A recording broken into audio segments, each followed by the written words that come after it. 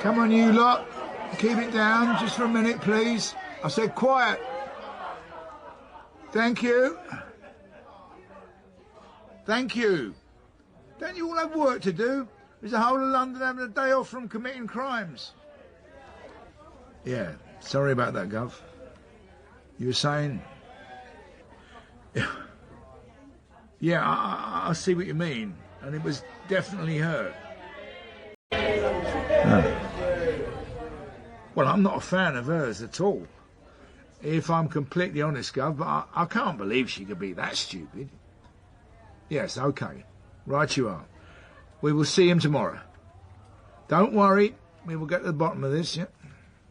Yes. Yep. Kid gloves. I understand. Cheers, Gov.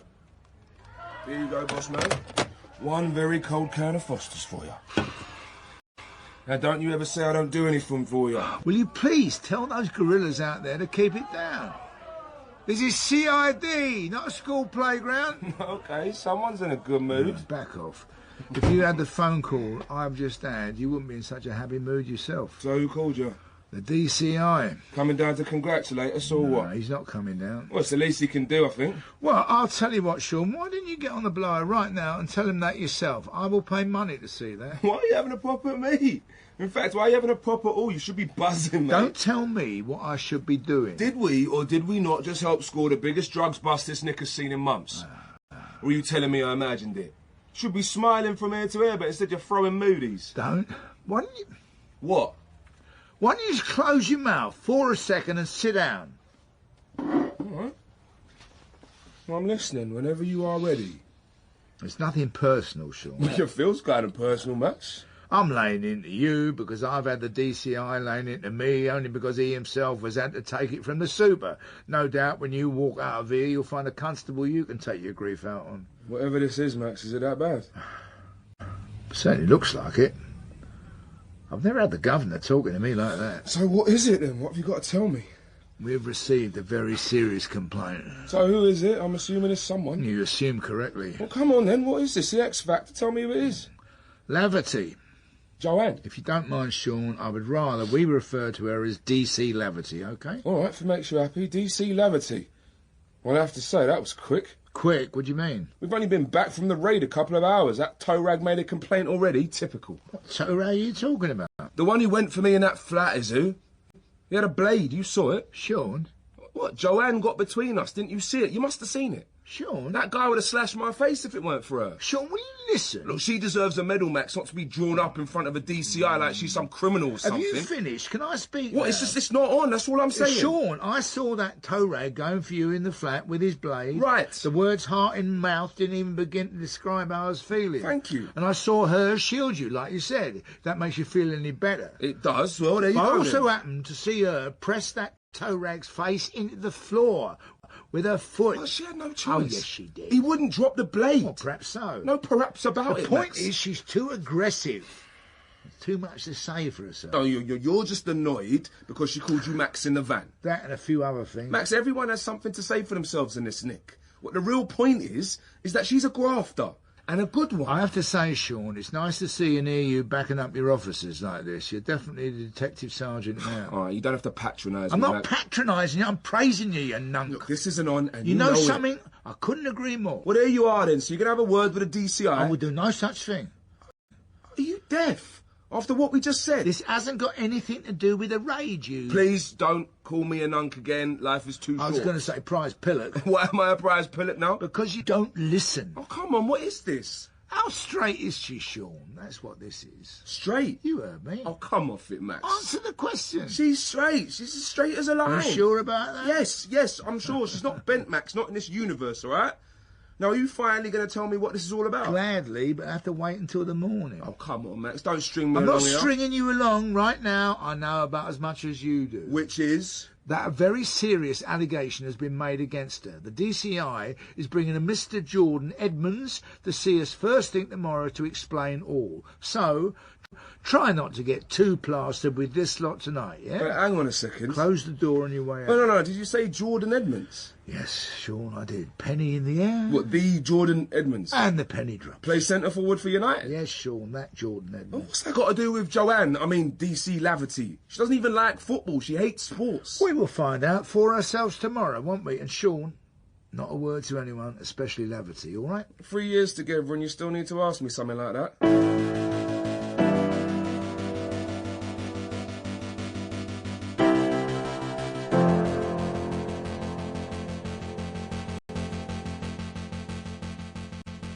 Yeah, I know all about them looks.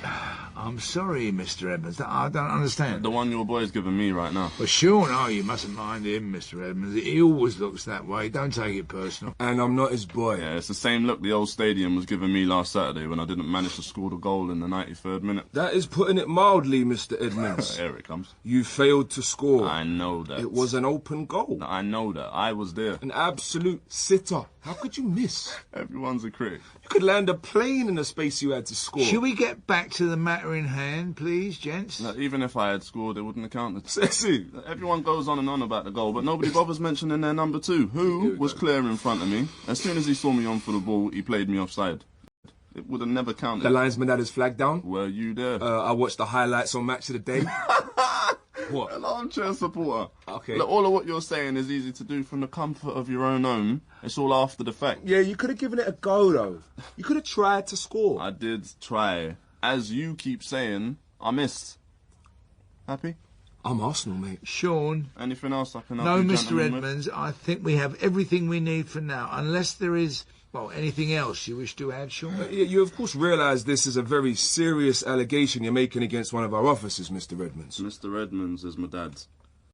Call me Jordan. You do understand that, don't you, Mr. Edmonds? What, do you think I'm lying? Making this up? No one is saying that, sir. Glad to hear it. Because I know what she did. And so does she.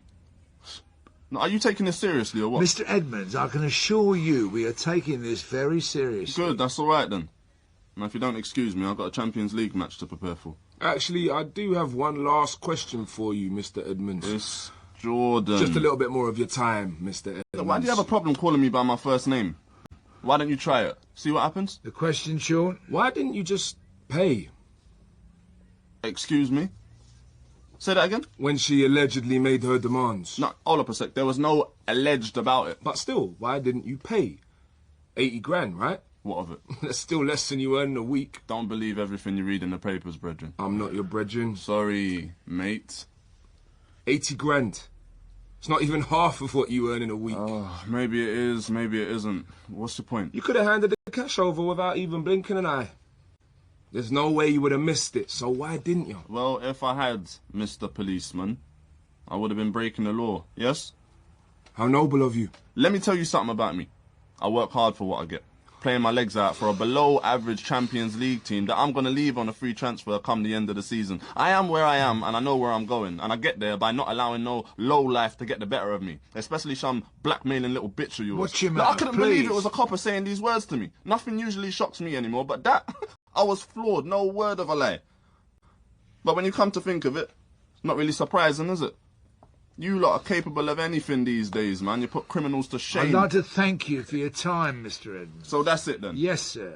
That is it. Thank you. You lot are going to do something about her, right? You can be sure we're going to do something. This has our fullest attention. Glad to hear.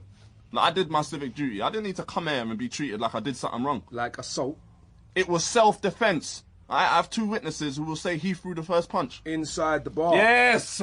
Inside the bar. But the camera only caught you with your alleged assailant when you took the fight outside. How convenient. Well, seeing as I've done nothing wrong, I would say it was downright inconvenient that no footage shows him throwing the first punch. Like I said, Mr. Edmonds, we appreciate you coming in today. Thank you very much. Andy here will show you out. Andy? This way, please. Cool. Later then. Yes. Goodbye, Mr. Edmonds.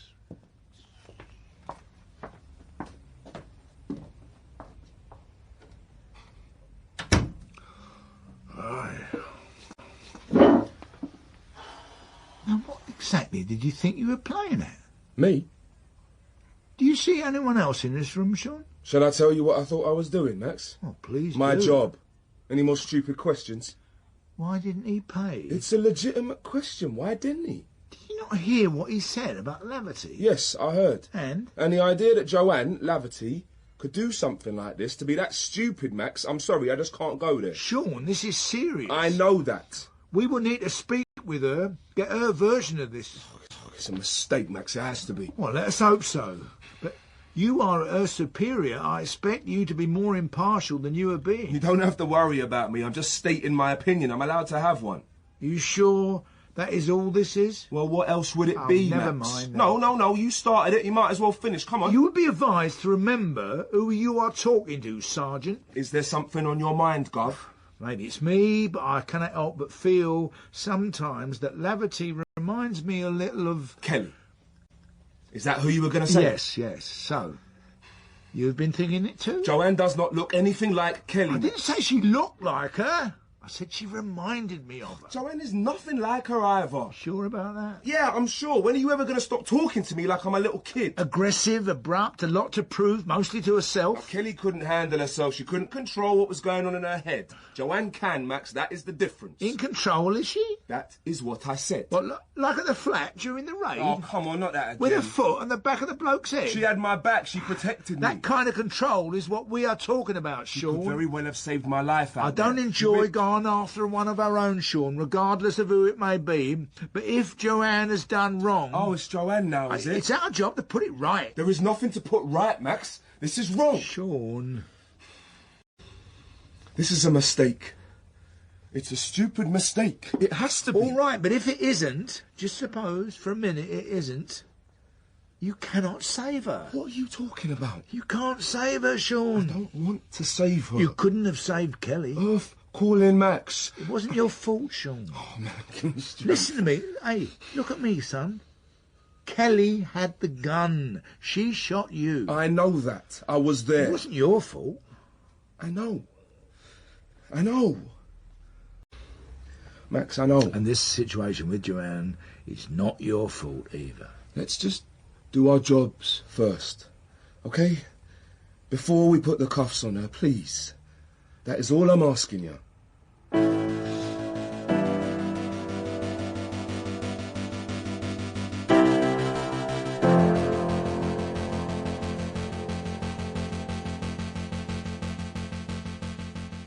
Do you know what I was called on the very first day of the job, Sean? The very first hour of my job, in fact. No, you never told me. He was some drunk. He was knocking 7 shades out of his girlfriend in his flat. The neighbours called it in. We got there. I told him to calm down, and within seconds he was coming out with every expletive about a woman you could possibly think of. It was quite impressive, actually. Once we got him into the car, my Sarge went into the flat to speak to the girlfriend. This left me outside with the drunk. He took one look at me and it was a red rag. He was off again. Bitch this, whore that, going into detail about what he'd like to do to me if he wasn't handcuffed. Not once did I rise to it. I remembered my training. Of course you did. To seek and preserve public favour. A little bit hard, however, when some drunk idiot is screaming on and on about how well endowed he is and what he'd like to do to me with it. I think my Sarge was well impressed by my patience and calm demeanour during all of that. Even when a giant bogey was hurled all over my face and front, I did not respond. I was as calm as you like. As soon as we got him back to the station and charged, all I could think about was having a quick moment alone in the ladies. I was gagging for it, in fact. I just stood there, and then I let out a scream, Sean. A silent scream. For 30 seconds in my head. That was all it needed. It felt good. I'm not lying. Good in the sense because that was all I was going to give it. 30 seconds. For the hurt and downright humiliation that I was feeling, no thanks to that drunk. That was all the hurt it was ever going to get from me. The rest belonged to this life, to this job. So what happened then, Joanne? What happened that made you change your feelings about this job? I know what you're getting at, Gov, and I have to say you are barking up the wrong tree here. Enlighten us then, Joanne. Tell us what this is all about. You are assuming I have done something wrong. Well, have you? No, Sean, I have not. I am not that stupid. The bar manager recognised you. It's been the investigating officer who asked for a copy of the footage that was on the DVD. Are you saying that she was mistaken, Joanne? No, she's not mistaken. I went there, yes. I asked about the fight. The bar manager said there was footage from the camera. I asked for the DVD, as you say. Why? What do you mean, why? I think what Sean means, Joanne, is why were you there in the first place? You were not assigned to the Edmonds case, Barry was. So what were you doing there instead of Barry? I was doing Barry a favour. A favour for a mate, for a very overworked and underpaid colleague. I mean, isn't that what some of us are trying to do in this job? He had files and files of cases that were a mile high on his desk. I was due to give evidence in court that morning, but it was pushed back at the last minute. I didn't have much else to do, so I thought I would help him out. Aren't I nice? Don't be funny. That is the last thing I am. You went to the bar? Yes, Sean. What, you showed her your warrant card and asked for the camera footage they had of the fight? Yeah. She handed it over to you? Yes. What then? What did you do with the DVD footage, Joanne? Did you hand it over? To Barry. Joanne? Like he asked. What did you do, Joanne? Well, this is interesting. This is unreal. Me on the other side of the table facing you two, being grilled by the Robocops. I often wondered what it would be like. We all did. I'm honoured that you chose me. Joanne, listen, this isn't going away. I know that. So start helping yourself then. Answer the question, please. What did you do with the recording? Look, I don't remember. You don't remember. I lost it. Well, which is it, Joanne? Did you lose it or you don't remember? You can't have both. I lost it somewhere on the way here. I had a mad day. Just a minute. You said a moment ago that you didn't have much on. That you were due in court, but they put your evidence giving back a day. I know what I said. I still had a lot on, however. Maybe not as much as poor little Barry, but I did. That is what I meant. You knew what was on that recording, didn't you? Well, of course I knew. Duh, Gov. Did you watch it? Yes, I watched it. At the bar with the bar manager. I wanted to be sure it was the right one I'd been sent to get. I thought you weren't sent to get it. That you did it as a favour. For your good mate Barry. Sent? When? They both rhyme. What? I saw the footage and there he was. Jordan Bleeding Edmonds outside the bar kicking 7 shades out of this bloke. And then having the front to tell uniform that the other man had started the whole thing. Is that when you got the idea then, Joanne? Idea for what? To blackmail him? No. I suppose you couldn't have known Edmonds already had witnesses who say the other man started the fight in the bar. No, I mean, I didn't do this. You didn't ask for £80,000 then? Demanded, more like. Of course not. No, I You didn't. emphatically deny asking for 80 grand in exchange for the DVD to go away. Dov, you have to believe me. I'm not that far gone. And you have no idea at all where this DVD is right now? None at all. It was on my desk one day. I was planning to give it to Barry the following day, but by then it was gone, disappeared. The cleaners must have swept it away by accident or something. It happens. I need to be honest with you right now, Joanne. I'm struggling to believe you. You know what, Gov? Prove it. I'm sorry. Prove I'm lying. Joanne, don't do this. Leave me alone, will you, Sean? Don't say that. I'll say what I like.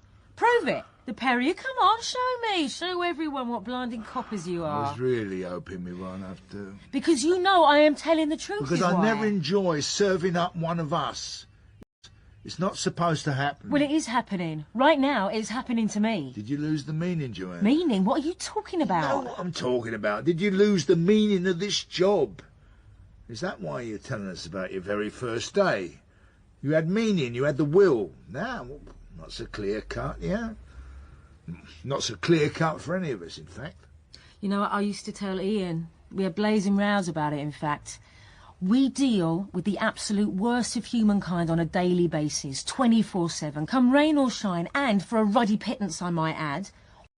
What does he expect? What do they all expect? I know. We all know, Joanne. So why am I in here talking to you two? Joanne, I understand. We both do, especially having to deal with someone like Jordan Edmonds. On his 100 grand plus a week. And for what? Kicking a ball around. Nothing more than a part-time job. Exactly. No idea. Not a clue. About what we do. But you do, Joanne. As you say, 24/7. Ain't that the truth?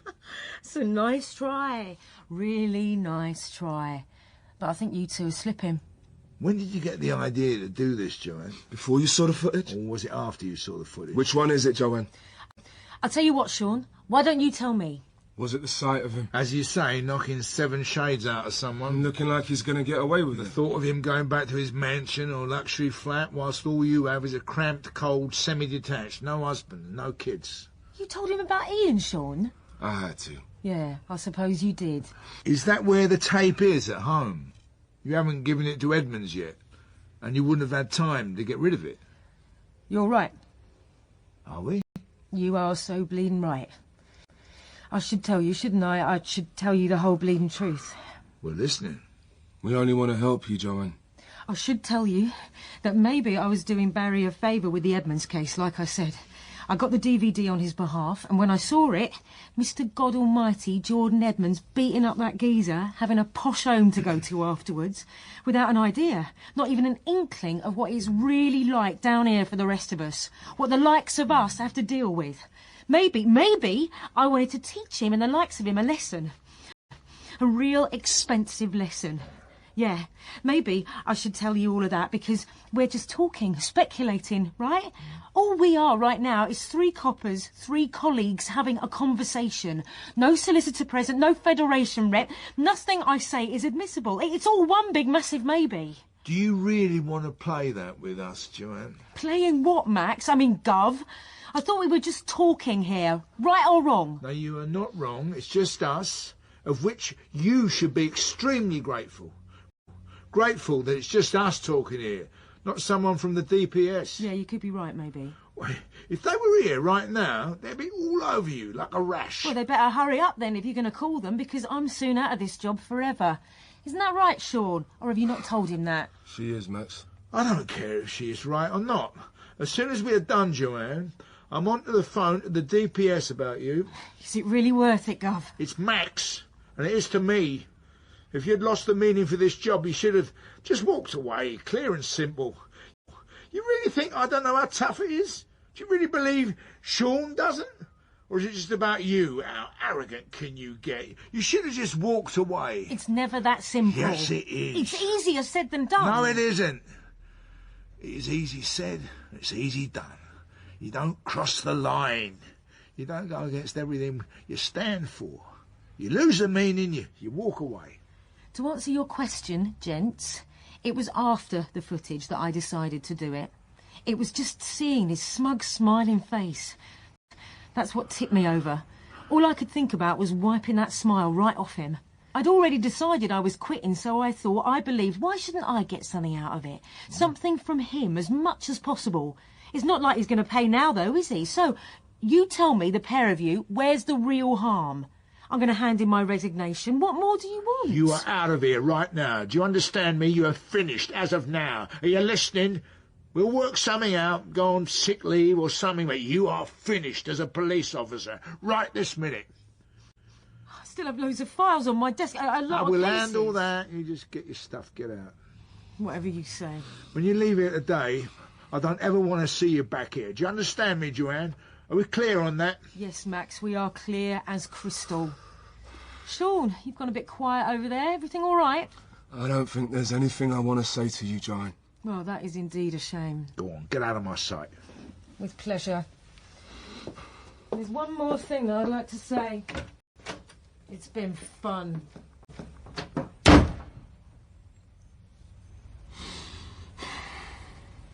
You all right? Why would I be all right, Max? Are you really going to report her to the DPS? I don't know, Sean. Because if you don't, I will. I'm a superior officer, it's down to me.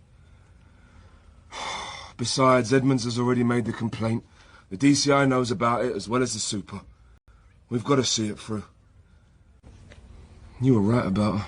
Ah, believe me, when I tell you, I wish I wasn't. You're twice the copper I am, Max, and it's time I accepted that.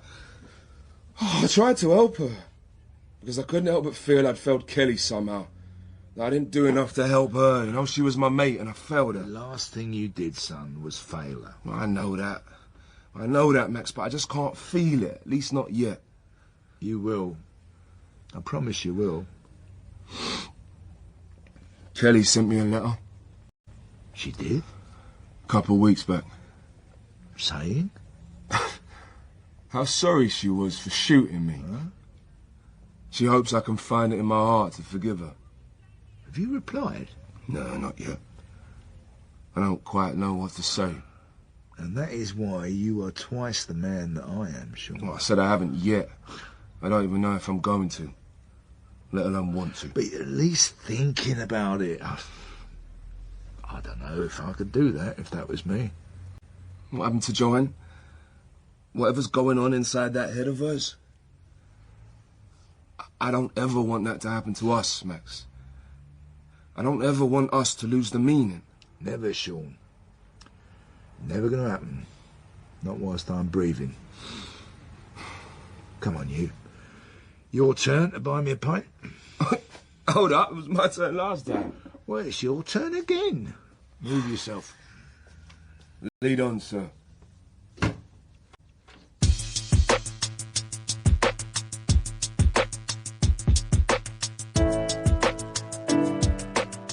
In the Interrogation by Roy Williams, Max was played by Kenneth Cranham and Sean by Alex Lennypeckham. Jordan was played by Gershwin Eustace Jr. and Joanne by Sally Orrick. The director was Mary Pete.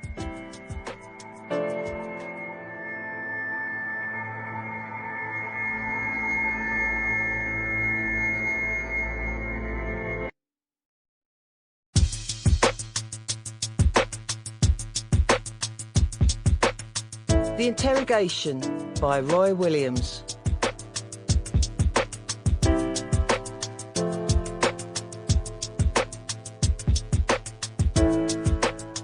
I suppose that it was my nephew, David, that made me think I should find my dad.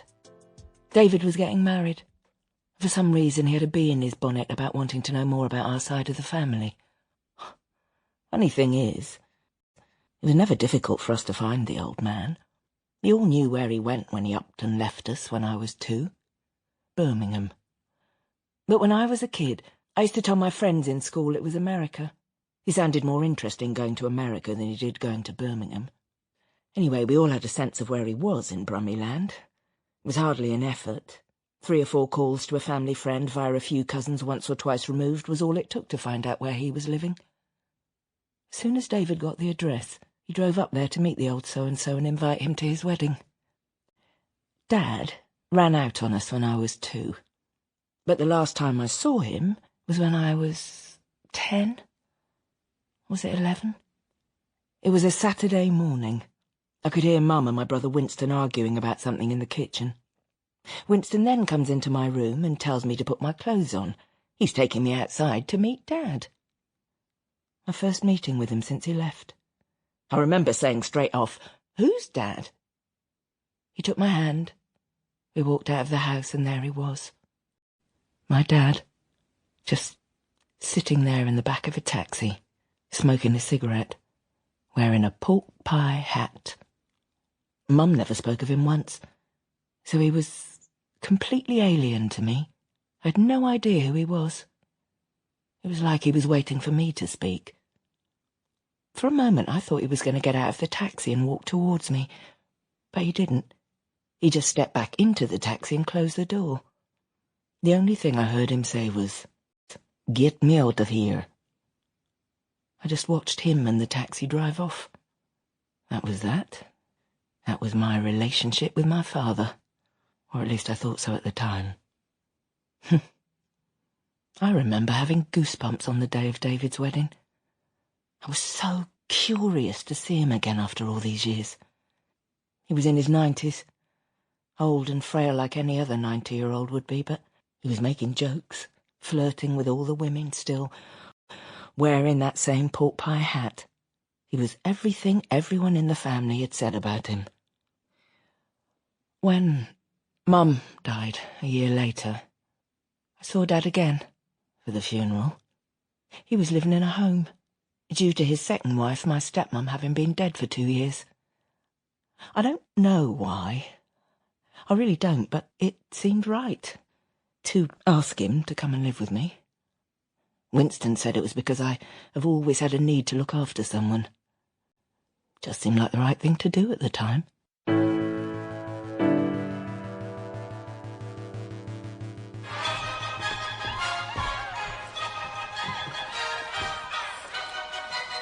Matthews? Right. Okay, send her up. She's here. Oh, I thought you were getting rid of that annoying ringtone, Max.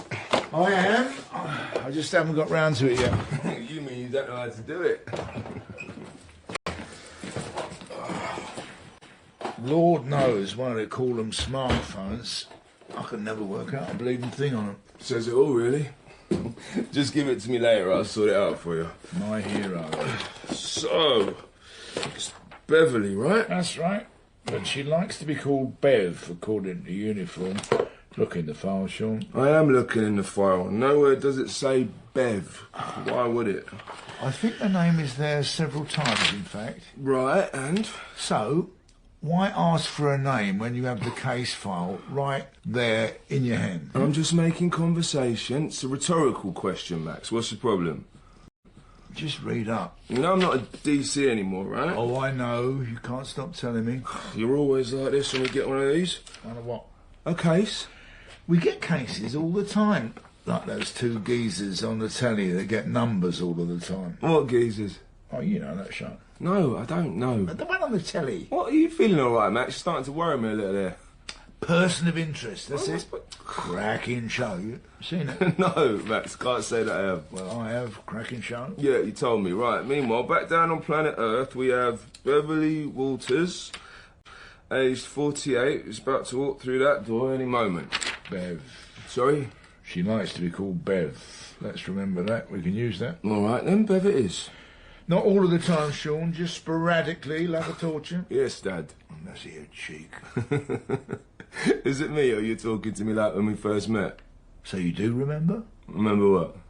It was 5 years ago today when you plonked your ass on my desk, introduced yourself to me. It was like a stork was bringing me a newborn child. Oh, you are joking. 5 years? I was wondering why you're more than your usual cranky self. Oh, you thought I'd forgotten. You had forgotten. My apologies. Beers on me afterwards, yeah? You're going to smile now and then we can deal with Beverly. Or should I say Bev? We only use Bev. Sporadically, yes, I heard. 5 years, eh, Max? Can you remember our first? It was that footballer, wasn't it? Rod something? Yeah, Rod Tyler. That's the fella. We did him for assault, wasn't it? Rape, actually. Was he guilty? The jury did find him guilty, if I recall. Not the jury, Sean. Then what do you mean? I meant us. Did we think he was guilty when he was sitting here in this room? We had him, Max, banged to rights, if I recall. But what did we think? Well, you know what we thought. We felt he was wrong from the second we laid eyes on him. This Bev Walters. Oh, Beverly. We use Bev sporadically. Yeah, thank you, my very own smart Henny. This Beverly. What about her? Do you think she's guilty? Well, it's not looking good. No, it isn't. Let's just get on with it. Come in. Miss Beverly Walters. Oh, thanks, Chrissy. How do you do, Miss Walters? It's Bev. Or Beverly. Your choice. Right you are then, Beverly. I'm DS Sean Armitage, but you can call me Sean. This is D.I. Matthews. Max to my friends. Right you are then, Max. Please, have a seat. Right. Can we get you anything? Tea? Water? Water will be fine. Coming up. We have drinks machines in every interview room. Times we're living in. Right, here's your water. Oh, thank you. Just let us know if you need any more, Beverly. I will, thanks. I came as soon as I could. Yes, you did. All this must be really hard for you. I'm coping. Well, that is good. Coping, that is. We would all go mad otherwise. Yes, I do suppose so. Well, I'm here. Your uniformed officers said you may have some news for me. Is that what they said? Well, they're most clear about it. And that I should come down to the station at once, so, Do you know where my father is? Have you found him? Beverly, before we begin, it's our duty to inform you that you do not have to say anything, but it may harm your defence if you do not mention, when questioned, something which you later rely on in court. Anything you do say may be given in evidence. All right, but is that absolutely necessary? I'm afraid it is. Very well. It's also our duty to inform you that you are not under arrest. Arrest? Arrest for what? Nothing. We're just letting you know of your rights. May I continue? Yes. Yes, of course. It is our duty to inform you that you are not under arrest, and you are entitled to a solicitor at any time. You understand, Beverly? Yes, I understand. I've done nothing wrong, you know. Is there any reason for us to think that you have, Beverly? I think that should be my question. Do you wish to have a solicitor? Oh, like I said, I've done nothing wrong, except lose my father. We do wish to find him, Beverly, very much. It's what he deserves to be found. Funny. Funny what? That's what Dad used to say. He deserved to be found? No. The bit when you said it's what he deserves. He always had a thing about that. Had? Surely you mean has? No, I mean had. He never says it as much now. Not since he was diagnosed with dementia. Why don't you tell us about it? I'm sorry, but isn't there something you should be telling me? That is why I'm here. I was told that you have news. Sorry, Beverly, we're just playing a little bit of catch-up right now. We were only just given a case. That's, yeah, that's quite all right. All right, so, what did he think he deserved, Beverly? Everything. Respect was a big thing for Dad.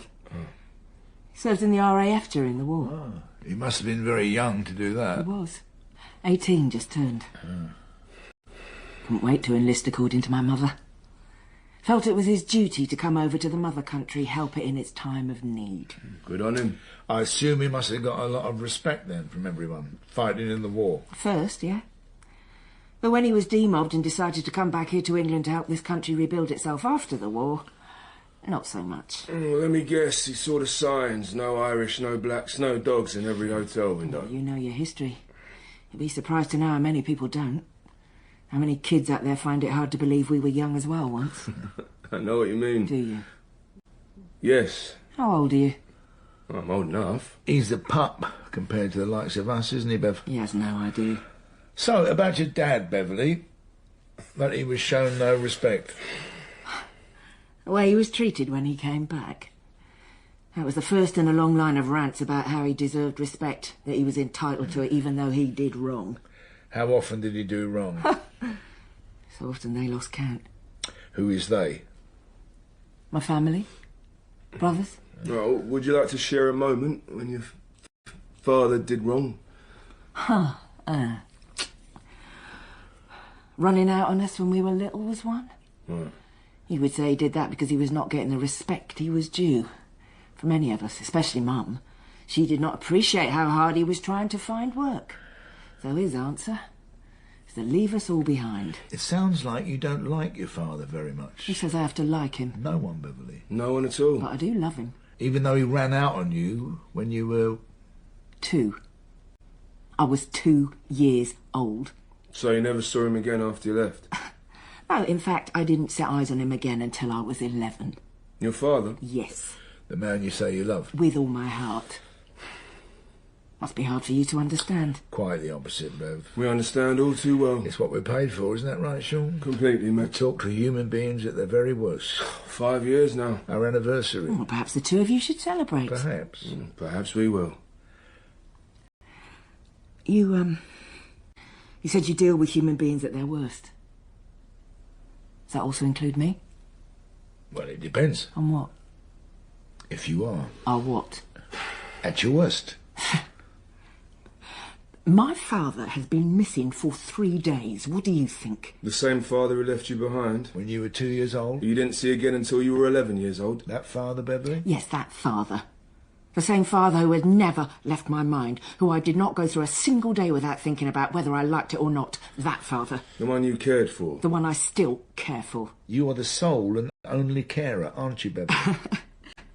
The one and only, that is right. You are quite correct. Me, just me. I imagine it cannot be easy looking after him. What makes you say that? Well, he has dementia, right? You said so yourself. I manage. You must have other members of your family helping out when you need to? No, No. just me. You? Just you? Is there an echo in here? Yes, me. So, you are an only child? You know I'm not. Actually, Beverly, we don't know that. We don't know anything at all except your name, your father's name, and the fact he has been reported missing for 3 days. I know he was reported missing. He was reported missing by me, his daughter. That we know as well. So what are you going to do about that? I was told you had some news for me. We are doing it, Beverly. It's not just us in this room. We're very keen to find your father. You are? You must believe that. Yeah, I do. I do, thank you. So, if you have siblings... There is no if about it. I do have siblings. 3, in fact, 3 brothers. 1 younger, 1 older, and another, a half-brother living somewhere in Birmingham. Winston is the oldest, Dwight the youngest, and little old me slap bang in the middle. Winston and Dwight. I believe that's what I said. Well, you said 3. Who's the third one? The third is Errol. He's the one living in Birmingham, I assume? You assume correctly. I take it he had Errol after your parents' divorce. I never said they divorced. But you said he left you all. Oh, yeah, he did that all right. But my parents never divorced each other. Mum never saw the point. She vowed never to let a man get close to her again, and she kept that vow. Winston and Dwight. What about them? Well, it's not who they are that interests me right now, but their names. Yes, go on. Good names, strong names. Some would say heroic names. Dad liked to think so. He gave respect as much as he wanted it. Liked, Bev? Excuse me? You said your dad liked to think so. All right, likes then, if that makes you happy. My happiness is irrelevant. So, am I right in thinking...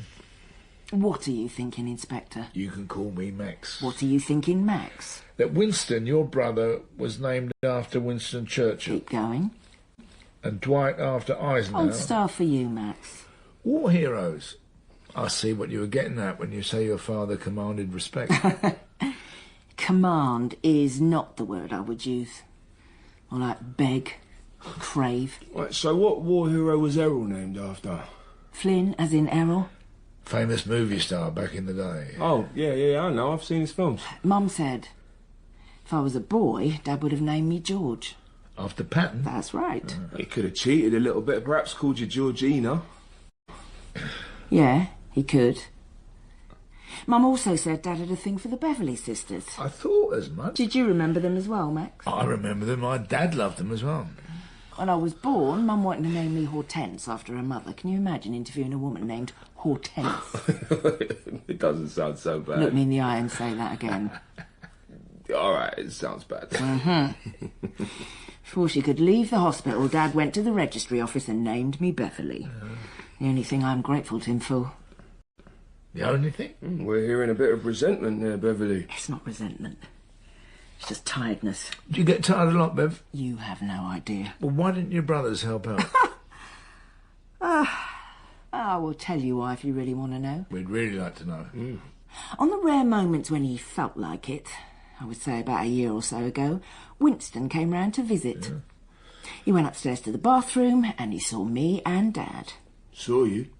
What did your brother see, Beverly? He saw me wiping my father's arse for him. I see. What? That the sight of that scared my brother half to death? If the answer is yes, Max, then I'm so glad that you see. Winston could not get out of the house fast enough. It's not every day you see your own father like that, is it? Sorry if I've shocked you. You have not shocked us. Yeah, not at all, Bev. That's probably because you've both eaten your lunch already.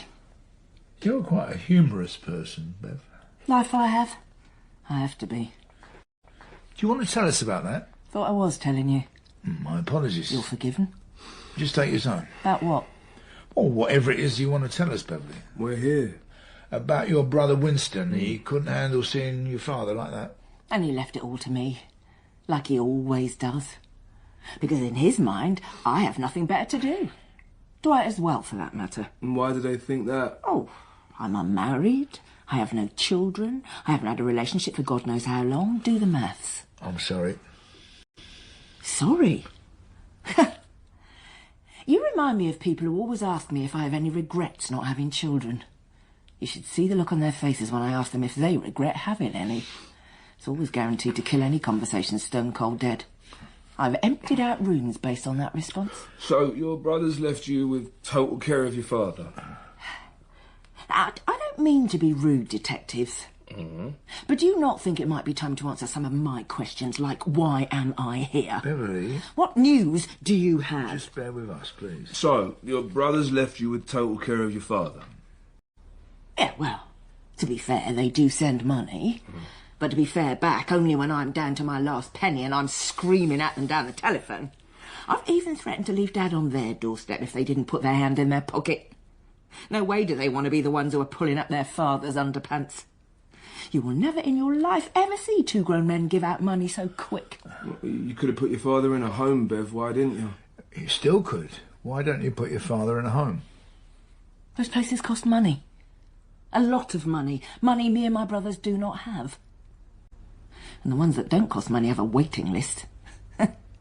You believe that? A waiting list. There are only 6 care homes in the entire borough, and when I last checked, each of them had waiting lists as long as this table. My dad would have to wait for at least 30 people in front of him in each care home to die.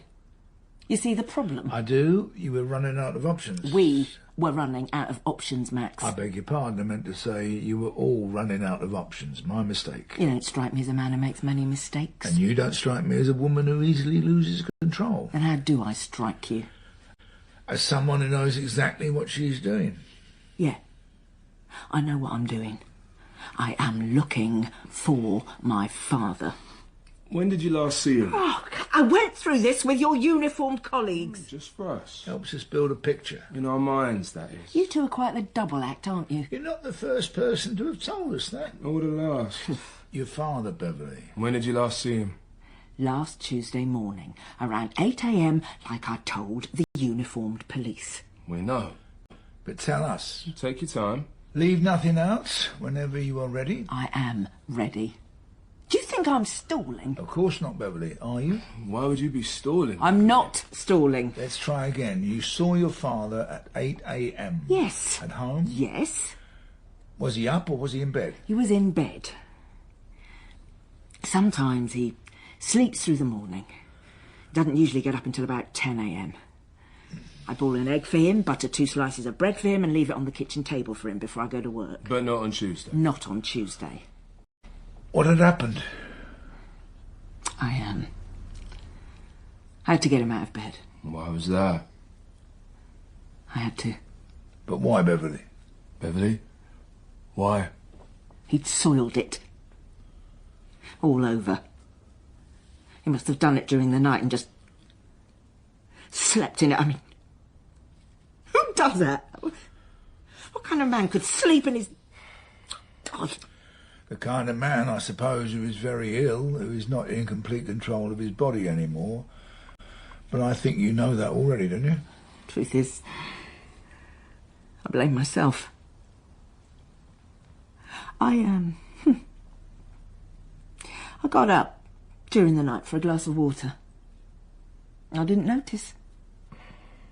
Or maybe I did.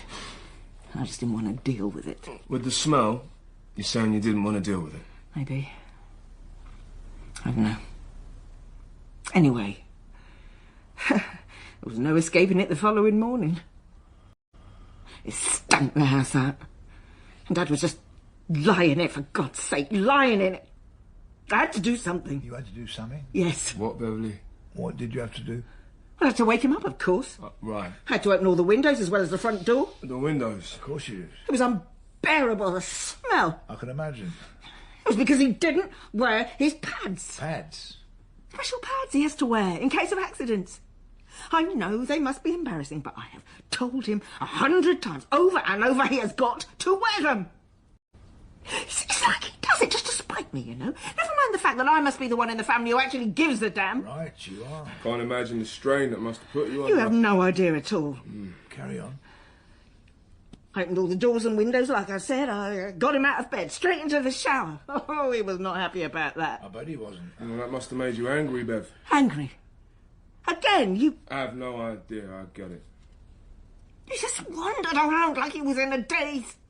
No idea what he had done. I yelled at him and screamed at him, in fact. How could he not know? How could he not see, not even smell? I said I hated him. I said I wished it was... What, Beverly? You said you wished he was... What did you wish he was, Beverly?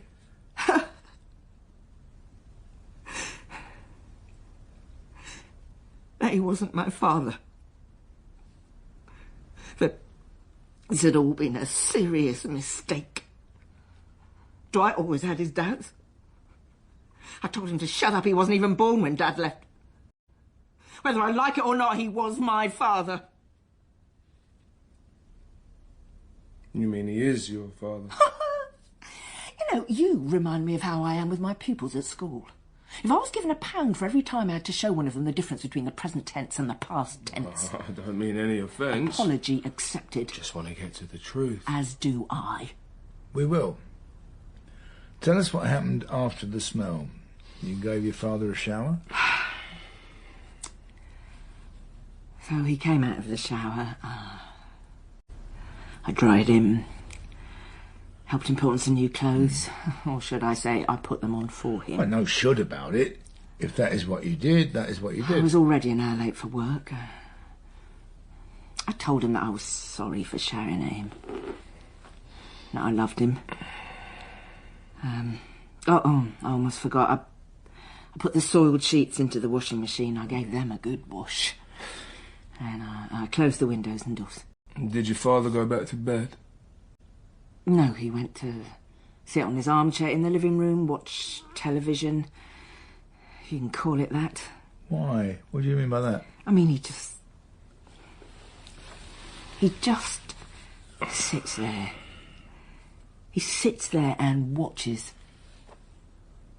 the screen. He watches the screen, not the programme. I mean, I picked up the remote and switched channels right in front of him just to see what he'd do. Do you know what he did? Nothing. He just kept on sitting there. And that day was no different? Why would it be? Then what? I left him alone, that is what. I picked up my keys and left for work. What time did you come back? 6 p.m. or just after, but it depends. On what, Bev? If the train is running on time. There's been a lot of cancellations lately. You not noticed? You don't drive to work? How do you know I have a car? Uniforms say there was one parked outside your house. Oh, it could have belonged to one of my brothers. Yes. But did it? Sorry? Did the car belong to one of your brothers, Beverly? No, it's my car. I just choose not to travel in it sometimes. So you didn't that day? No, I didn't.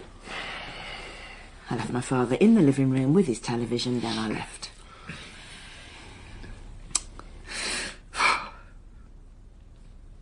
And that was the last time I saw him. Well, you went looking for him, I assume? Yes. When you came home? Yes. You assumed he'd wandered off, of course. Of course, yes. He has done this before. According to you, several times. According to me? Yes or no, Bev? Yes.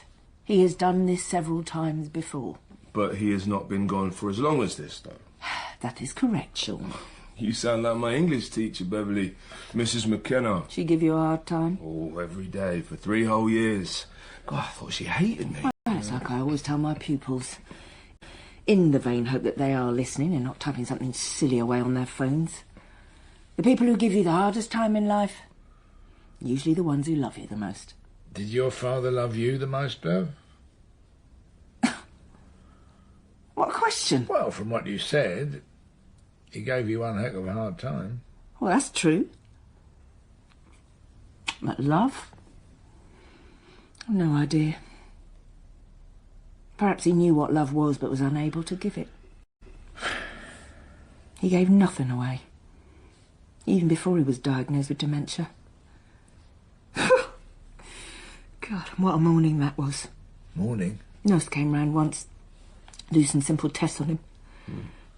Not only could he not tell you who the Prime Minister was or who Barack Obama was, he couldn't tell the nurse what day it was. He hadn't forgotten. He just didn't know. When the nurse showed him a picture of a horse, he couldn't say what it was. He didn't know. Well, then I had to excuse myself. I went into the kitchen and cried my eyes out. Nurse didn't need to say anything. I knew already what she was going to say. My father has Alzheimer's. The big A.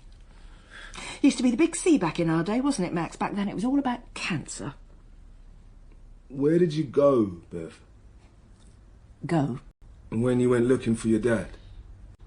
Everywhere. What is everywhere? It's important you tell us, Beverly. I am telling you. So you know. Well, of course I know. Please. The park. He has a favourite bench there. There was an old pub at the end of Drummond Road, the Cat and Whiskers. He liked to drink in there before it was knocked down. It's a Waitrose now. He even went to Victoria Station. Victoria? Coach station? Oh, yeah. I thought he might have been trying to get a coach back to Birmingham, which is where he was before he came to us. You mean before he came back to you? Oh, when you put it like that, yes. Did you use your car? No, it's only a short walk to the station. It could have saved you some time. Oh, God, maybe, I don't know. I just got the tube, all right? All right, calm down. Please. What else? So your father has done this before? Wandered off with me? Yes. Yet you have never contacted the police? Of course not. And why is that, Bev? Because he always came home. But you didn't know that? Well, I'd be on the verge of doing so when he would show up, like there was nothing wrong. Yes, I see. I'm not sure I do. Well, Max? You said you left home at 9 in the morning. Yes. You were late because you had to wash your soiled sheets. Oh, please. Yes, that is correct. And you didn't arrive home until 6. Just after, I think, but, yes, around 6. And you found your father was missing. That is correct. Where is this going? According to uniform, you called the police to report your father was missing at 6:25 p.m. All right. All right, is it? If you say so. I do say so, Bev. Max, what are you doing? I'm trying to get to the truth, Beverly. I want you to tell me the truth before I have to tell it to you. You tell me the truth, Max. Tell me what it is. Tell me what you think you know. You called the police at 6:25 to report your dad was missing. You said so. You know I did. And in between coming home and calling us, you searched the park, a pub that isn't there anymore, and went to Victoria Station, all in under 25 minutes. I may have been wrong about Victoria Station. Beverly, come on. And then I was. It's time for you to help us help you, Beverly. I said I was wrong. You said it may have been wrong. I am wrong. I am wrong. All right, so what were you wrong about? I did go to Victoria Station. Right, okay. But it was after I informed the police, when I gave my initial statement. I see. Forgive me, Max, but I'm not sure that I'm seeing it too clearly now. By all means, Sean, far away. Beverly, you say your father's wandered off before? Yes. Well, how many times? 3, 4? Yeah, I would say that. Say what? About 3 or 4 times, like you said. I'd rather it was what you said. Just so I can be clear, know where we all stand. Well, 4 times. It was 4 times, I remember now. You never called the police before then? No, I didn't. But this time you did? Right. Well, why now, Beverly? Why now and not those other times? Take your time. But not too long. I said I was on the verge of calling you. But he always came back. Yes, he came back. Is that my fault? Am I to blame? Depends. Depends on what? On what you are to blame for. Why did you call the police on Tuesday? Why did you not contact us on any of the other 4 times? What was it about this disappearance that got you worried? I was just worried. I had a feeling. You had a feeling? What feeling? When your dad went missing before, how long did you wait before you decided to call the police? But I didn't call the police. I mean, how long did you wait before you were on the verge of calling them? A couple of hours? Oh, or so? please! Are you unwell? No,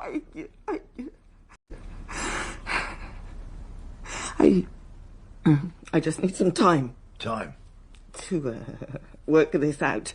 Work this out? Could you be searching for the truth, Beverly? What would you rather have me tell you? We would like you to tell us where he is. Where is your father, Beverly? You need to tell us what you've done with him. And you need to tell us now. Is he dead, Beverly? How can you ask these things?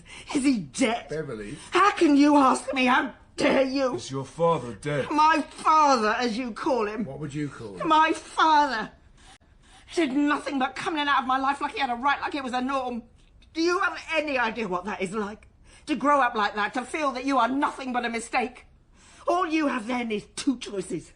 You either have children and you screw up their lives like your parents screwed up yours, and if you don't believe me with that, ask Winston, my brother. 7 children he has, count them, 7, scattered all over London, and he does not have a single relationship with any of them. Dwight has 3 of his own, and does he see any of them? Does he spend any time with any of them? Are you seeing a pattern here, either of you? We are beginning to. And what about you, Beverly? Oh, yeah, it's me, little old Beverly, reliable Beverly, the only one mug enough, stupid enough to take our dad on when he had nowhere else to go. I swore I was never gonna be like him. Your dad? Or my brothers. I grew up believing I was better than them. I wasn't gonna hurt anybody the way my dad did. That was why I decided not to have children of my own. That is why I chose never to get married or become too involved with anyone. My life, whatever it would be, would come first. But then your dad showed up.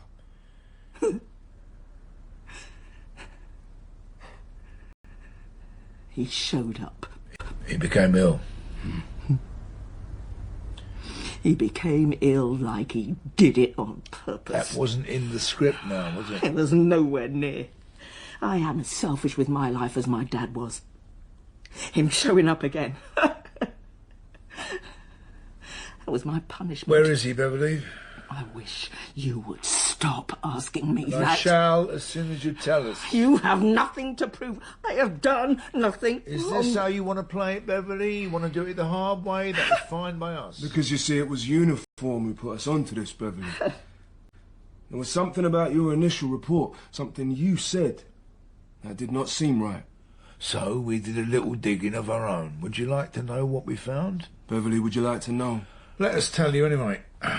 Now, these are a series of pictures of the outside of your house. This car, the blue Ford Mondeo, is registered to you, I believe. The next picture clearly shows the blue Mondeo pulling out of your driveway.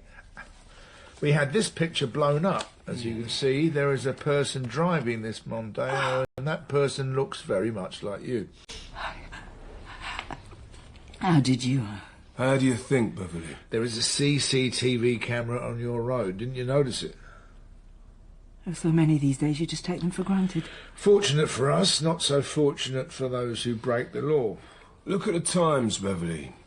You are pulling out of your driveway at 8:20 a.m., driving towards the high street. We managed to get access to the CCTV cameras along the high road, so we were able to track you as far as the roundabout, then we lost you. But, as you can see, we found you again when you drove back to your house at 10:15. Now, as you see, the trees from your next-door neighbour obscures our vision of the boot of your car. Is that where you did it? Did what? Put the body of your father into the boot of your car. And you drove him where, Beverly? What are you talking about? We're talking about a possible murder, Beverly. No. Beverly, I said listen. no. This is serious. You need to help yourself here. It's lies. It's lies. We contacted your school. You did not arrive for work until 11:45. What were you doing between 8:29 and 10 a.m., Beverly? Burying your father? Why would I do that? Because you killed him. Oh. I'm sure you didn't mean No. You snapped, Beverly. things were getting on top of you. Of course they would. It would break anybody having to deal with all of that. No help whatsoever from your family. No help from anybody. I had help. I had offers of help. Then why didn't you take any? Why didn't you accept any help? We know about the social worker. And your neighbour, the one with the trees? Did you know your neighbour reported you to social services? Beverly? Did you know? I know.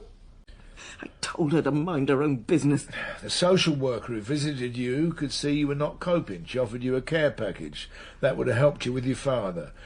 Why didn't you take their offer of Why help? should I? Because you were not coping. I'd be like him. Him? Who is him, Beverly? My father. My dad. He gave up on me. He gave up on all of us like we didn't matter, when in fact we should have mattered most of all. He gave up. Winston gave up on his kids, and Dwight too. I didn't want to be like him. I wasn't giving up on him. I wasn't giving up on me. But you did give up. No! Beverly. No!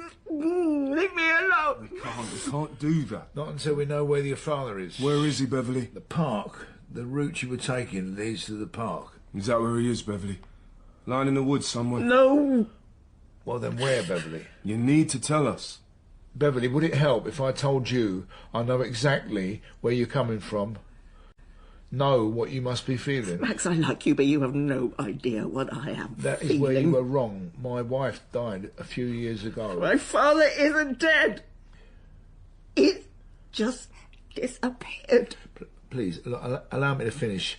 It was worse towards the end, all that pain she was enduring, like she was blaming me. She hated me because she was sick. She hated me because I could see her like that.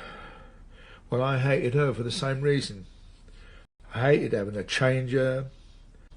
I hated the fact that I could smell death all over her. Did you ever want to?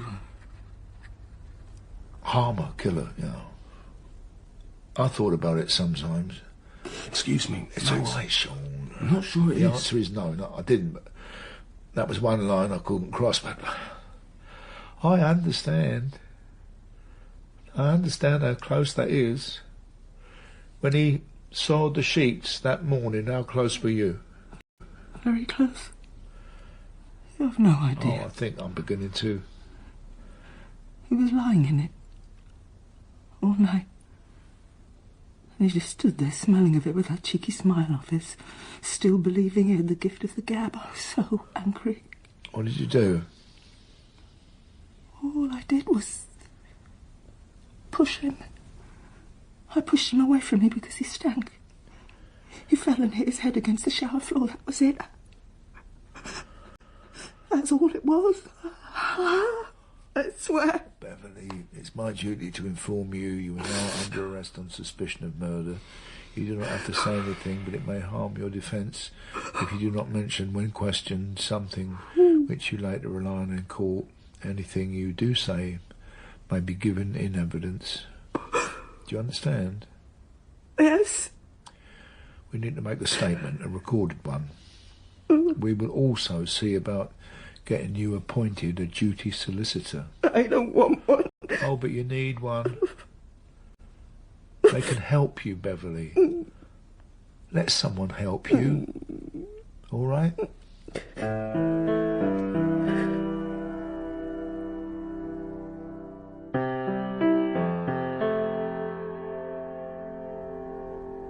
You went a little off script there, Max. Did I? Yeah, you did. Right towards the end. Sorry about that. No, it wasn't a criticism, Max. Just merely an observation. Okay, then. Just would have been nice if you kept me in the loop, that's all. So it is a criticism. Only a little one. Just caught me off guard, that's all. I felt we needed it. Change of tactics, you know. Well, it worked, didn't it? She confessed. Another notch in her bedpost. Do you mind? We knew she was guilty from the start, right? Right. We played her game, but she wasn't biting, was she? Who cares? The evidence had her banged to rights. And think of all the time we saved from going to trial. All right, fine. You had me at hello. Good call. You never told me, though. Told you what? About your wife. That was true what you said, wasn't it? Yes. Yes, it was true. You blamed her for getting sick. I blamed her for forcing me to entertain the possibility of life without her. She smelt of death, Sean. I know what that means. I know exactly what Beverly means. How easily you can snap like that. But you didn't, did you? Did you just say, did you? Don't blow a fuse. It was only a question. Sean, I didn't. I have a question for you, though. Do you think she's guilty? She killed her dad and left his body in the park, Max. Yeah, I know all that. And what are we waiting for, eh? Pub. Do you think she was guilty, Sean? Do you think she really meant to kill him? That's not up to us. Are you stalling? No, I'm not. You're stalling. All right, fine, I'm stalling. Guilty, yes or no? Yes. Guilty, you say, as Rod Tyler or Tommy or Kelly? No, not quite as guilty as any of them, I grant you. But the law's the law. You break it, you face us. It's as simple as. Where are you getting that phrase from? Simple as? Huh? Another one of those ghastly American shows that you watch? They're doing something to your brain, you know. Is there a point to this? Because if so, I'd like to get to it before my next birthday. In all of my years on this job, I've put away a lot of guilty people, but out of those, I could count on one hand the ones who I think really deserve to go down. Is there a difference? Oh, yes, big difference. I'm not talking about the ones who do unbelievably stupid things at the worst time of their lives, because, let's face it, they make up 90% of our work rate. I'm talking about evil, Sean, pure evil. No, you're talking about a world where we live in black and white. I can't help you, Max. I would like to have a word with Beverly's so-called brothers. I'll tell you that for free. Why didn't she let someone help her? Well, I can't help you there either, Max.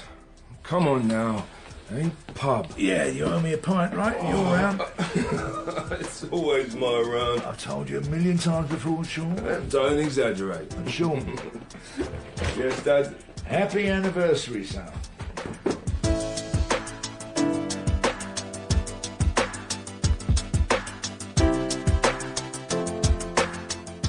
In The Interrogation, by Roy Williams, Max was played by Kenneth Cranham, Sean by Alex Lanipetton, and Beverly by Ajwa Ando.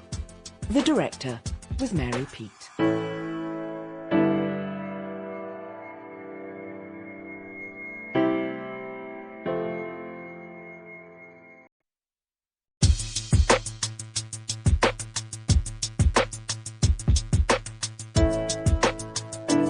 The Interrogation by Roy Williams.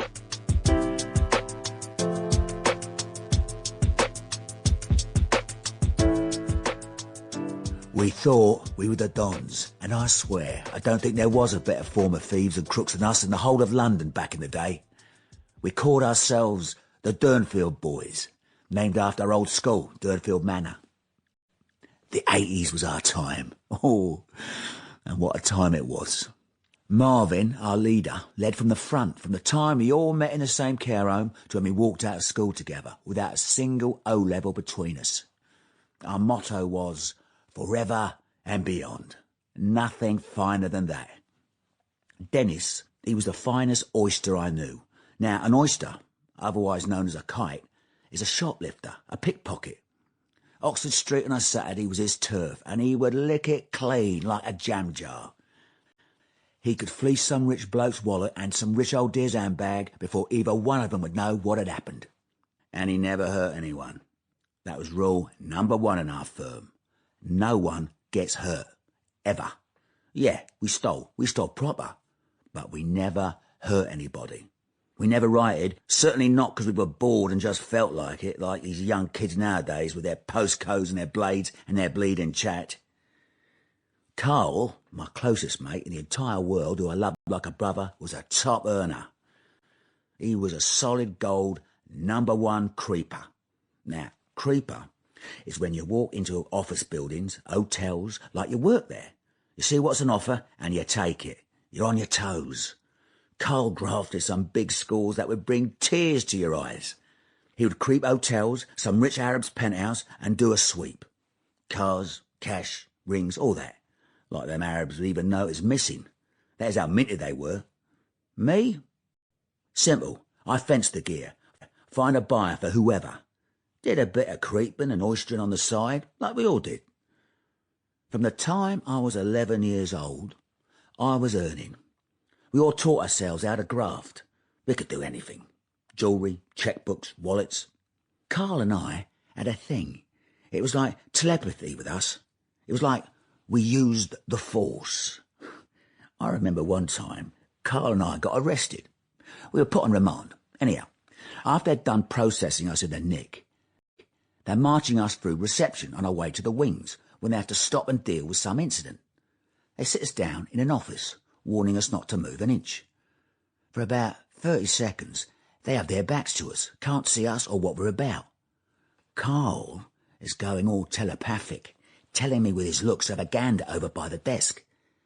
As I live, there's an open safe, and straight off my eyeballs were bulging. Now no one, and I mean no one, knows money better than me.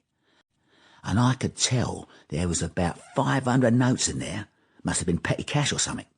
Without skipping a beat, I leap over the desk, swipe the notes out from that safe, and back in my seat, like the Flash, 3 seconds to spare before the screws turned around again without a clue to what had happened. Not a whiff.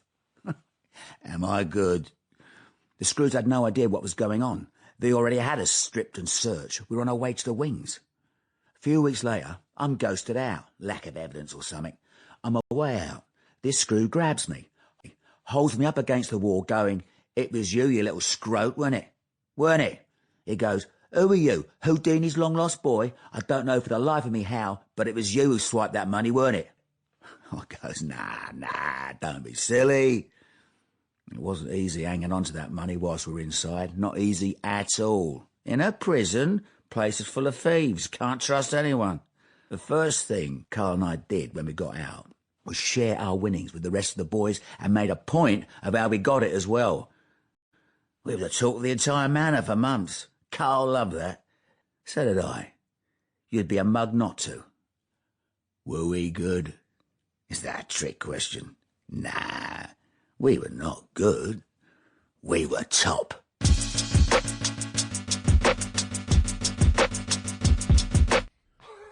And that's it. The two of you are just going to sit there and laugh at me. Well, as a matter of fact, yes. It's been a good while since we had a laugh, isn't it, Max? Very long time, Sean. And for that, Marcel, we have you to thank. So, thank you very much, son. Most appreciated. I ain't your son, old man. Hey, watch your mouth. And don't call him old, because he really does not like that. No, I really do not like that at all. Yeah, well, you would know, wouldn't you? What does that mean? You being his bitch and that. Marcel, Sean does not like being called a bitch. I don't care what Sean likes, or what you like for that matter. And there was me, Marcel, thinking you had changed, that you turned over a new leaf and that. I didn't think you'd change, Marcel. Not for a single moment did I think you could change. That's probably why you made the bet, wasn't it, Sean? That's why I'm grinning right now. What are you two saying? Come on, Marcel. I thought you'd know us by now. What bet? Did he just shout, Max? I believe he did, Sean. Well, he must have confused us with someone else. Like we are his friends that he hangs around with. I was just asking a question, yeah? Well, you might want to try it with a bit more manners next time. Mind you, I'd have more luck winning the lottery and going out with Beyonce than seeing any manners in this so-called head of yours. All right. Would you mind telling me, please, what the bet was about? We just told you. We're not listening, Marcel. I got manners. I got plenty of manners. Just not to us. The police. You said it. This is why people don't talk to you. Well, people don't talk to us because they're scared of you. And the ones who aren't don't care. You're like I care. And that is why you will remain a violent little scumbag, Marcel. Who nobody loves. See, I didn't even want to see you two. Do you think you can come to this, Nick, and get to choose which copper you want to waste a couple of minutes of their life just to get a statement from you? Mind you, to be fair, that was a great couple of minutes. Best couple of minutes I've had all day, so thank you for that, Marcel. Why don't I just leave, yeah? No, do stay. Oh, please, Marcel, stay. We insist. You haven't finished your story yet. You two are the biggest jokers I know. It's been 5 years, Marcel. Have a heart. 5 years or what? Come on, Marcel. What have we just told you 2 minutes ago? Manners, Marcel. Oh, man. You must have manners. 5 years or what, if you wouldn't mind telling me? 5 years of taking statements. Mostly from useless little no-marks like yourself. Who have done nothing but harm decent people trying to get on with their lives. Seriously? Seriously. 5 years of you two joined at the hip. Oh, I wouldn't go as far as that. I would. For as long as I have known you two, you carry on like this. Happy anniversary, then. You trying to be funny? No. Because it would be my pleasure... Our pleasure. ...to throw you, feet first, out of the nearest window. You can't do that. We know we can't. But we would still like to. I can't make you happy, can I? Marcel, I don't think there is a soul alive that you are capable of making happy. That is where you are wrong. I make my mum happy. I make my baby mothers happy. You what? Baby mothers. Mothers to my ute. Ute? Babies, kids, children. And how many of these utes do you have? 4. 4? And another one on the way. Well, now I've heard everything. Well, I thought you knew, Max. What about him? Half of his friends have got kids all over. It's like a fashion statement. Well, back in my day, a fashion statement was a shirt with the words Fred Perry written on it. Still is. I got 3 shirts by Fred Perry. Fred Perry's been dead for years. It wasn't by him. Anyhow, the point I keep making is that I'm trying to do what you say. Well, that makes a change. Do what, Marcel? Be polite and that. Wish you, both, a happy anniversary. Oh, you say it like you mean it. I do mean it. We know that. We have an enormous file upstairs with your name written all over it, full of things that you meant to do, like hurting people. I will say it again. Please do. Happy anniversary. A thank you would be nice. Yes, it would be. In case you don't know, it's wood. Wood? Wood what? Wood, as in anniversary. Oh. It's your 5th year, so it's your wooden anniversary. Like 25 is silver, 60 is diamond, like what the Queen had. You are a smart little lad when you try, aren't you, Marcel? There is no try about it. It's just something you know, innit? So once again, with feeling, happy anniversary. Still, no, thank you? Thank you. Weren't so hard now? Well, you have no idea. Is there anything else that you wish to waste our time with, Marcel? You call why I came in here wasting your time? Everything you do is a waste of time. So why are you laughing at me then? Well, it beats crying about it. I'm serious, yeah? Well then, I suggest you make this good. And quick. Very quick. I'll start at the beginning then. Usually best place to start. But not if you're going to start laughing again. We won't. You have our word. I mean it. Is that supposed to be a threat somehow? It ain't. I'm not impressed. It ain't a threat. But if you laugh again, I'm getting up and walking right out of this nick. Oh, well, we can't have that, can we, Sean? Absolutely not, Max. Right. You heard the man? Oh, I heard him, Max. Right. Straight face forward. Jokers, 24/7, the two of you. The beginning, Marcel, if you please. What is this about? It's about an assault. Assault on who? My dog. Some fool assaulted my dog. There, you see. I knew you were going to do that. I should have put money down, in fact. No way did the two of you have dogs. You wouldn't be making faces like those if you had. What you don't think is a serious offence, beating up someone's dog. How did someone beat up your dog? I don't know. I wasn't there. Whoever did this should be glad I wasn't there, though. No, I don't want to hear that, Marcel. I wish I was there. Marcel? It would have been worth him hurting my dog just so I could catch him doing it. Well, how did he do it? I just said I wasn't there. Well, in what state did you find your dog? Like he had been put in a bag, kicked around like a football. His left eye was hanging out of his socket. I mean, you tell me. What kind of a person does that? You're absolutely right, Marcel. What kind of a person does that? The same kind of person that would stab an innocent kid. See, yeah, I knew you were going to bring that up. I was waiting for it. We know what you did to that kid. Allegedly. I was cleared, remember? Oh, that we do remember. All too well. Right. So now that we've cleared that up, what about my dog? Someone hurt my dog. You really do care about this dog, don't you? Of course I care. Why? See? Why this dog and not anyone you've hurt in the past? I saved its life. Me and JB are tight. JB? My dog. We know that. What does it stand for, JB? Jack Bauer. You don't watch 24? No, Marcel, I do not watch 24. Well, you said you saved his life. How? One night I was coming out of my yacht's yard. Yacht? My girlfriend. Well, I know what you mean, but don't say yacht. What's your problem? It's not a word. That's my problem. Come like my old English teacher, Mr. Singh. I like him already. Yeah? Well, I didn't. So, you were coming from your girlfriend's place? Or should we say one of your girlfriends? What can I say, Dredd? Dread? I'm popular with the women. Oh, maybe you are, but don't say dread either. Dread is a word, you know. I do not care. Don't say it. You came out and then what? I was waiting for my bro Joe to come pick me up when I heard this sound by the rubbish bins. I look around and I see this cardboard box full to the brim with puppies. Tiny puppies, like they'd been born only a minute ago. Dalmatians. Someone had left them to die. It was cold as well, man. Cool, you're all out, Marcel. Would you rather I just left them there? I went back inside my girl's place. They're all shivering. She got a couple of her baby milk bottles and we fed them milk. They might have been dogs, but they were still babies. Tiny puppies. You could fit it in your hand. We stayed up all night feeding them. But they all died. Except one. Let me guess. JB. JB weren't going down for anybody. He weren't ready to go. I respected him for that.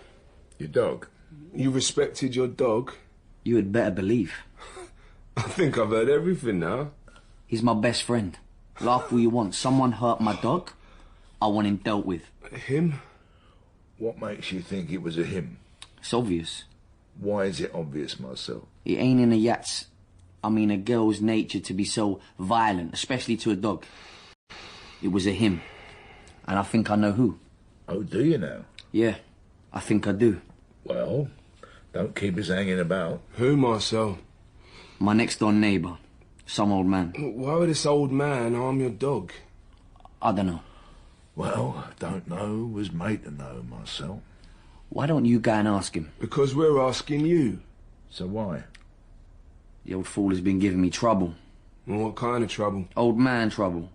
Too moody for his own good. Now, what does that mean? Be specific. I thought I was. Not even close, son. Every time I see him on the estate, he's always giving me the eye. Staring at me in a way I don't like. Oh, staring at you, you say? Yeah. In a way you do not like. You deaf? You're getting hard of hearing, old man. Less of it. You know, I can't help but feel this sounds awfully familiar, Marcel. Someone staring at you in a way you don't like. It's what you said about Nathan Miller, wasn't it? Found not guilty, remember?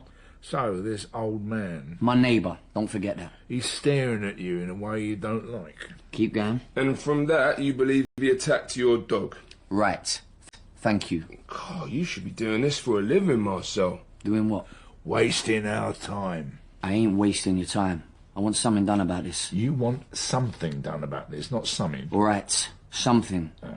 I want something done about this. Happy? What else? What else what? What else is going on between you and this neighbour? What did you do to make him attack your dog, Marcel? Right, because it has to have been me that started things. Exactly. It has to be you. It is always you, Marcel. Well, not this time. So what is it then?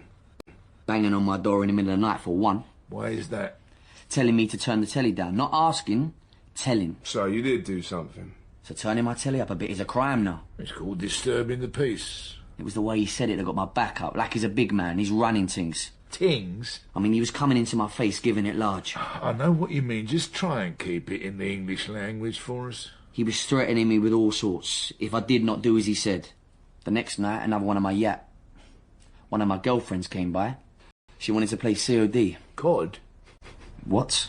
She wanted to play COD? Max. Well, he said it. He said she wanted to play COD. Yeah. Call of Duty. It's a game. I knew that. Carry on. Can't play COD with a sound down. It ruins the environment. So you turned the telly up? Too right I did. And he came back. Banging on my door, he was effing and blinding, all that. Warning me. I had to do as I'm told. I told the man to step. He was crossing a line with me big time. I did not realise you had a line there, Marcel. Well, we just assumed you never needed much of an excuse to hurt somebody. He was lucky my girl was there. Girlfriend's name? Why? Because we may need to speak to her, that's why. So, girlfriend's name? Natasha. Everyone calls her Tash. She don't like violence. Smart girl. And yet, she is playing Call of Duty with you. Yeah, let's pretend it's not real. Now, I was in the mood to drop this fool right there and then. But I thought better of it. I just told him to step. Don't bother me again. But according to you, he didn't get the message. Not at first. But I was going to make sure he did. And now, what does that mean? What did you do, Marcel? Now, can I just say, for the record, I didn't break any laws. Marcel? I just wanted to scare the old fool, get him to leave me alone. You wanted to scare him? That was all. So, what did you do? Got some of my boys. Some of your gang members? Knock on his door at night, all loud banging and that. See how he likes it. You're a bit old for postman's knock, aren't you? And what else? Follow him wherever he goes, let him know as well as Phil, we're right behind him. Did you threaten him? That's not how I'd describe it. Then how would you describe it, Marcel? My boys would just have words. What kind of words? To leave me alone. Don't knock on my door, don't eyeball me. You know, I thought it'd work, because me and my boys are smoking on the stairwell. We see him coming dressed like he's on his way to a funeral or something. We thought he was about to lose it again. But instead, he looked like he was going to wet his pants. The old fool looked like he was about to cry. He just turned around and walked back to the lift. I was laughing my head off. I couldn't help myself. JB broke free from me and started barking at him. Not bite, just bark. I really thought that was it. Done and dusted. Next day, I'm taking JB for a walk in the park. I let him off the leash so he can do his thing behind a tree or something. I call his name. Now, he's usually back within a minute. JB knows better than to go that far. When he didn't come, yeah, I knew something was up. You know, my heart was doing cartwheels. I was looking all over the park for him, nothing. Right then, I knew what all those parents that lose their kids are going through. That is not the same. It will never be the same. Don't you dare. I love my dog. I ain't embarrassed to say it. Right, so you searched the park? Over and over, back to front.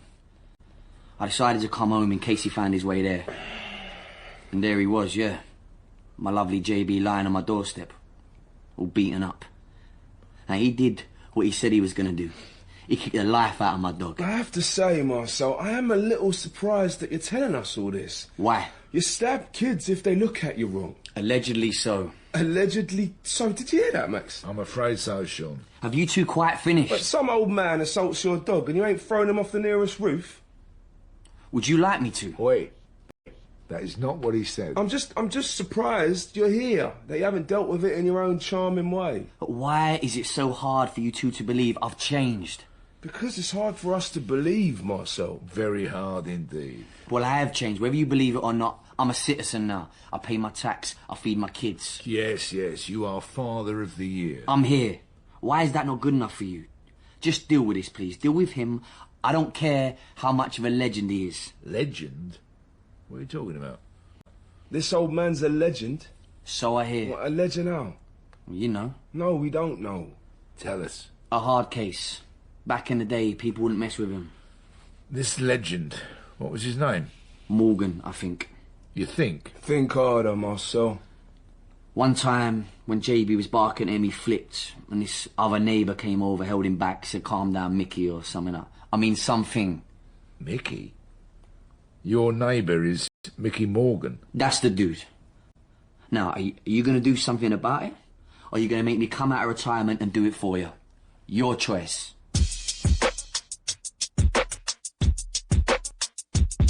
Cod, Max? Oh, yes, I just knew you were going to bring that up. Cod? So good you said it twice. As soon as I said it, I just knew it. Here it comes, as soon as we were alone. He's going to make me eat this one. Sean is going to milk this one like a cow for weeks. For weeks? I admire your optimism, Max, I really do. I'm going to milk this cod for years, never mind weeks. I think you're overstepping the mark, Sergeant. Oh, come on, be fair. There's no way I could let that pass. Well, there was a way. There was always a way. So you're going to tell me then? Oh, Mickey Morgan? Well, I know this has got to be good, the way you pulled your face when Marcel said his name. I talk about a blast from the past. From Marcel, of all people? Right, so who is he then? Who's Mickey Morgan when he's at home? Back in the day, we're talking 30 years, Mickey was a low-life, small-time thief. He and his friends had a little firm going. They would steal anything that wasn't nailed down. Jewellery, credit cards. They would fence anything. Drugs? Only on a small level, nothing to get in a stitch about, bit of weed here and there. The record? Long as my arm. Mickey was in and out of prison so often, I thought they were going to give him his own parking space. So what changed? What makes you think something changed? The look on your face when Marcel said Mickey Morgan. You got the chills. You gave me the chills even.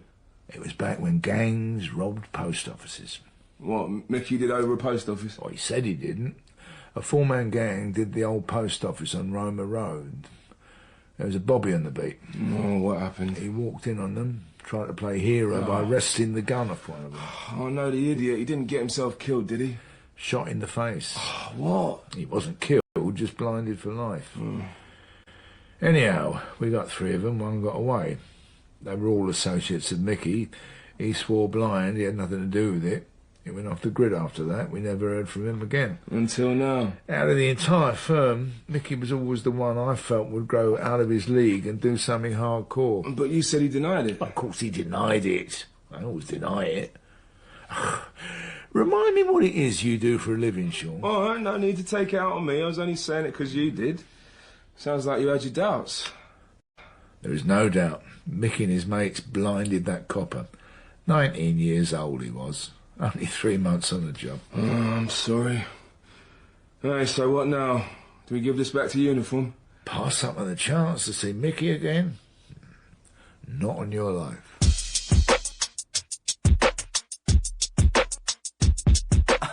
I can't believe you didn't tell him the courtroom story, Max. Oi, what courtroom story? Oh, why would I, Mickey? Why would that ever come up? Or to amuse your boy here. Hey, less of the boy. He happens to be a detective sergeant. Yeah, and I can brush my teeth and everything. Sorry, mate. I meant no offence. None taken. It's a cracking story, though. Well, go on, let's hear it. Max. Oh, no, be my guest, Mickey. See, Sean, back in the day. Oh, would that be the good old 80s? 30 years. Can you believe? Like it was yesterday. Max here knew me. Max had time for me. Well, he had time for us all. He knew we weren't all bad. We all make mistakes. A top-notch tea leaf I was. Now, that is true. What was also true is that Max was a top-class thief-taker. Oh, he still is. Oh, ain't that sweet. Praising the old man. Oh, it's just a fact. He's just saying that because he wants to make Inspector now. Max was top. Still top, if you like. But he could not catch us, though. Not a chance. Even on our best days of grafting, he couldn't keep up. Oh, but he tried, Sean. He would put a whole team on us, watch us all day in his car.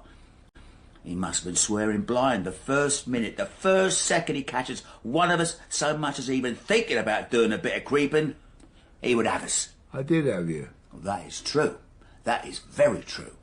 The joke is, Sean, I wasn't even creeping that day, just a spot of kiting. What's kiting? He was picking people's pockets. I was in the pub, watching the footy, getting all depressed and a half, seeing Chelsea get another spanking, when some tough-looking bloke, he comes to the bar to get around him.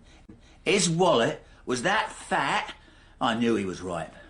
Yes, and that makes it all right, doesn't it, Mickey? Oh, maybe I shouldn't have done it, but, well, I was in one of those moods. You were always in one of those moods. You were a thief, Mickey. Hold up, hear me out. You don't know how it was. Well, how was it then? I'd had a mouthful the night before from the missus. Need to pay this, need to pay that, on and on. And then I had the boys doing their usual, palming me off with stuff that I'm supposed to juggle with and find a buyer for. But it was a bad day. Everyone's pockets were empty because of the recession.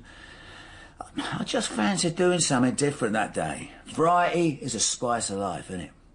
I want to liven things up for myself. Yeah, I bet you did. Oh, he did. Anyhow, this bloke, yuppie looking, with the fattest wallet I'd ever seen, places his jacket on the bar as he orders. My eyes were bulging out at the sight of it, you know, like Roger Rabbit. Yeah, no, I've seen the film. I get myself all ready. I eye quickly where he puts the wallet, inside left. Now this is right in itself, this is. I wait till he's paid up. As soon as he puts his wallet away, I am in like Flynn. I put my jacket over his as soon as he turns to pass his mates the drinks. I swipe up both jackets and I head for the door, just like that. Get in. Is this where I come in? I'm only out the door 5 seconds, Sean, where I've got 2 uniforms waiting for me, and Max here, grinning from ear to ear. How in all that is blue could I have got myself touched like that? I'll be honest, I could not believe my luck. You couldn't believe it, I couldn't believe it. 2 months later, I'm finally up in court. My brief is laying on the line for me, Sean. Sorry, Mr. Morgan, there's no 2 ways about it. It's not looking good. You are expected to receive a custodial sentence. I couldn't believe it, Sean. I'm doing bird, no doubt whatsoever. I am looking at 6 to 8 months. I tell him I can't do bird right now. I've got another baby on the way. I told the missus I'd be there for her. I can't do 6 months. I just ain't in the mood for it. Right, so what did you do? Yes, Mickey. What did you do? Tell him. Before I start, I would just like to say... You've already started, Mickey. I told you this would happen, Sean. Once the great Mickey Morgan starts, he never shuts up for anyone. The great Mickey Morgan. I never tire of hearing that, especially from you, Max. Just get on with it. I know already, this is going to be good. Now, my brief did his best for the judge, playing the sob story. This poor, uneducated, unemployed man. I could see the judge weren't going for it. It was obvious. He'd made his mind up. It was my turn to say something, you know, throw myself at the court, plead mercy and all that. And it just came to me. Well, what came to you? I thought I might as well. I've got nothing to lose. What? Let's see what happens. To this day, Mickey, I cannot believe you had the front. Well, is someone going to tell me what happened? Well, go on then, Michael. What are you waiting for? Michael? That is your name? Well, only people who are very angry with me call me Michael. My mum, her indoors, and now you. Dear old Max. Less of the old. Look in the mirror, mate. Oh, Mickey, what did you do? I gave it up. You what? In court. As I was pleading mercy to the judge, I gave it right up. And I mean gay. Capital G. That kind of gay that makes Dale Winton look like Brad Pitt. Are you serious? Is what I said. Oh, I'm really sorry, everybody, my lord, your honour. It was an honest mistake. Truly it was. I picked up the jacket. My mistake. That is all it was. I was so frightened seeing all of the policemen outside. I almost cried. My lord, I really did. Please forgive me. I am sorry. It will never happen again. I'll be more careful in future. I promise you. He didn't. He most certainly did. I was there. I never saw a thing like it. I could see the judge's face cracking up. Even if he didn't believe me, I gave him some entertainment. And there was me thinking we were living in the 21st century. Oh, come on. I was only having a laugh. Not funny, Mickey. Not funny at all. Do you have any idea how boring courtrooms are? Well, of course he knows, Mickey. Do I? Especially when you're having to be there all day to give evidence. Losing the will to live doesn't even begin to describe it. Exactly. That's what I'm saying. Yeah. Our experience is slightly different from yours, Mickey, wouldn't you say? All I am saying is the people in those courts just want to get back home to their East Enders and their Corrie. I was out there within the hour. An hour and a half, actually. No need to be a sore loser, Max. It was 30 years ago. I'm just saying. As I left the courtroom grinning from ear to ear, I see Max here, waiting for me by the door. He puts his arm right around me, like my dad used to, whispers in my ear. What was it you said, Max? I don't remember. That's all right, because I do. I'll never forget it. Yeah, I bet you won't. What did Max say to Mickey? What do you mean, what did Max say, Mickey? I'm sitting right next to you, aren't I, partner? You said you didn't remember. Are you two having a domestic? You asked me. Sorry, Max. What did you say? I said 10 out of 10. 10 out of bleeding 10, actually. See, even Max had a good time with us. You might want to learn something from him, my young friend. Respect. It costs nothing. I am always learning from him, even though he doesn't believe me. Ah, those were the days, weren't they, Max? How about we talk about these days, shall we, Mickey? Ah, you don't want to waste your time talking about that little scrote from next door, do you? Well, that is why we called you in, Mickey. And there was me thinking that you missed me. Actually, Mickey, until yesterday, I never gave you a second thought, no offence. None taken. My mind was too occupied thinking about Dwyer's family. Dwyer? You've lost me, Max. P.C. Dwyer. P.C. Andrew Dwyer, to be precise. Oh. The one who was shot in the face by one of your mates and was blinded for life. I don't suppose it'd make any difference in the world to you if I said once again I didn't have anything to do with that. You're right, Mickey. It wouldn't make any difference in the world. Thing is, Mickey, a very serious allegation's been made against you. Yes, I know, from that no-mark who lives next door to me, Marcel something. Marcel Edwards. What kind of parent calls their kids Marcel? He never stood a chance, did he? He's claiming you harmed his dog. Oh, and you're investigating? Oh, come on, Max. This is a case for uniform. The wooden tops. You shouldn't be wasting your time like this. You're right. Normally I wouldn't, but as soon as I heard your name... You made an exception. You just had to. You could say that. Did you do it? Did you assault Marcel's dog? I might have kicked it a little. A couple of times. Kicked it a little? You took the dog's eye out, Mickey. I didn't do anything. You can't prove that I did. You really want to do that? Play that with me? Well, why'd you kick it in the first place, Mickey? Because it was doing my head in, and that little git knew it. Well, you're going to have to elaborate on that. Doing your head in how? Always barking all the time, and that Marcel kid was encouraging it. He does not know how to look after a dog. He just lets it bark. He does not feed it or pet it. He just lets it bark. One time I saw him let off the leash. He let it run around the estate, scaring some old deer after death. OK, so what made you step in then? Why did you, as you say, kick it a little, a couple of times? It was just one day in particular. I just lost it. And why did you lose it, Mickey? What was so particular about that day? I was coming out of the flat. That Marcel, him and his mates were on the stairwell, stinking it to high heaven with their weed. And that flipping dog was off the leash again, barking at me all the way to the lifts. I snapped. I kicked it a couple of times and it ran off, that's all. You still haven't answered our question, Mickey. I didn't do the dog. What was so particular about that day? Is that relevant? Why don't you just tell and we'll be the judge? I was on my way to a funeral. Well, I'm sorry to hear that. Thank you, Sean. Anyone I know? I knew you'd ask me that. As a matter of fact, yes. Let me guess, one of your firm. Oh, very good, Max. See if you can tell me for a bonus point. Marvin? I'll have to hurry you. Dennis? Sorry, but your time's up. Carl Rickman? Correct, but you answered after the buzzer. No points for you. I'm sorry to hear that. I bet you are. I am, Mickey. Carl was all right, I had time for him. But not for the rest of us. He was the only one I believed had a conscience about what happened. About the post office? So, you admit it then? I am not admitting to anything. What happened to Carl? He had a stroke, a bad one. Never recovered. I haven't seen him in years. I wanted to pay my respects, that is all. So I had no time for that ruddy dog. It must have been really upsetting for you, Mickey. Well, you've no idea. Stressful day. Casual friend dying. Casual? Me and Carl grew up together. We all did. Well, he meant a lot to you then. Yes, he did. A family of thieves. We were still family. Like you say, pay respects to your friend. My brother. The last thing you need is a bleeding dog barking away at your heels. I lost my voice telling that kid to get his dog to back off. And he wouldn't listen. No. You were angry. Stephen angry. Him and that dog must pay the price. And it did. How, Mickey? How did that dog pay the price? Like I told you. What, with a couple of A kicks? couple of little kicks is what I think essential. Right. So help me out here, Mickey. You're on your way to the funeral for a friend who you loved like a brother.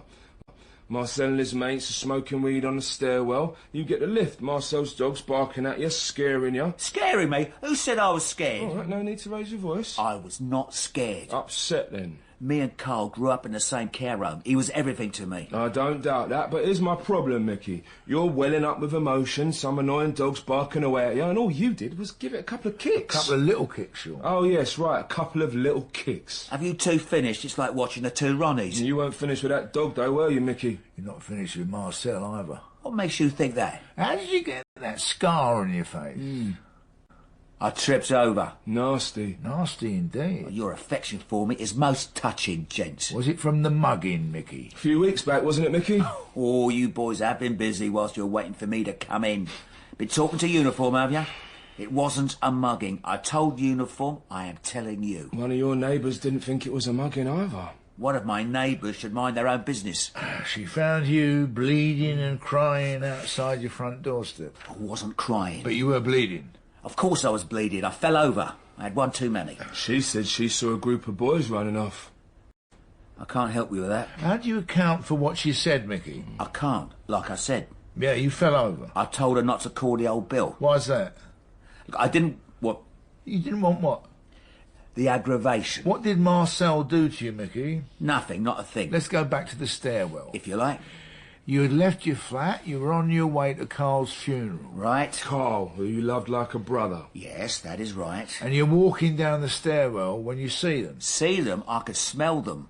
I told them to open the windows. But they wouldn't listen. To the great Mickey Morgan. Well, come down, to hear yourself beg. I've never begged in my life. You never begged them to stop smoking weed on the stairwell. You never begged your neighbour not to call the police. You never begged those boys to stop beating you. And you never begged the dog to stop barking. That's right. Not me. Not never.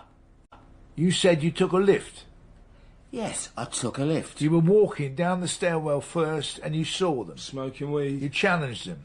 We had words. Did you, Mickey? Are you sure about that? Are you sure you were not too scared to face them, so you turned round and walked back to the lift? Marcel saw you, and I bet you could hear him laughing at you. Then, just for good measures, he sets his dog on you. Well, the same dog that's been keeping you awake, as well as Marcel playing Call of Duty.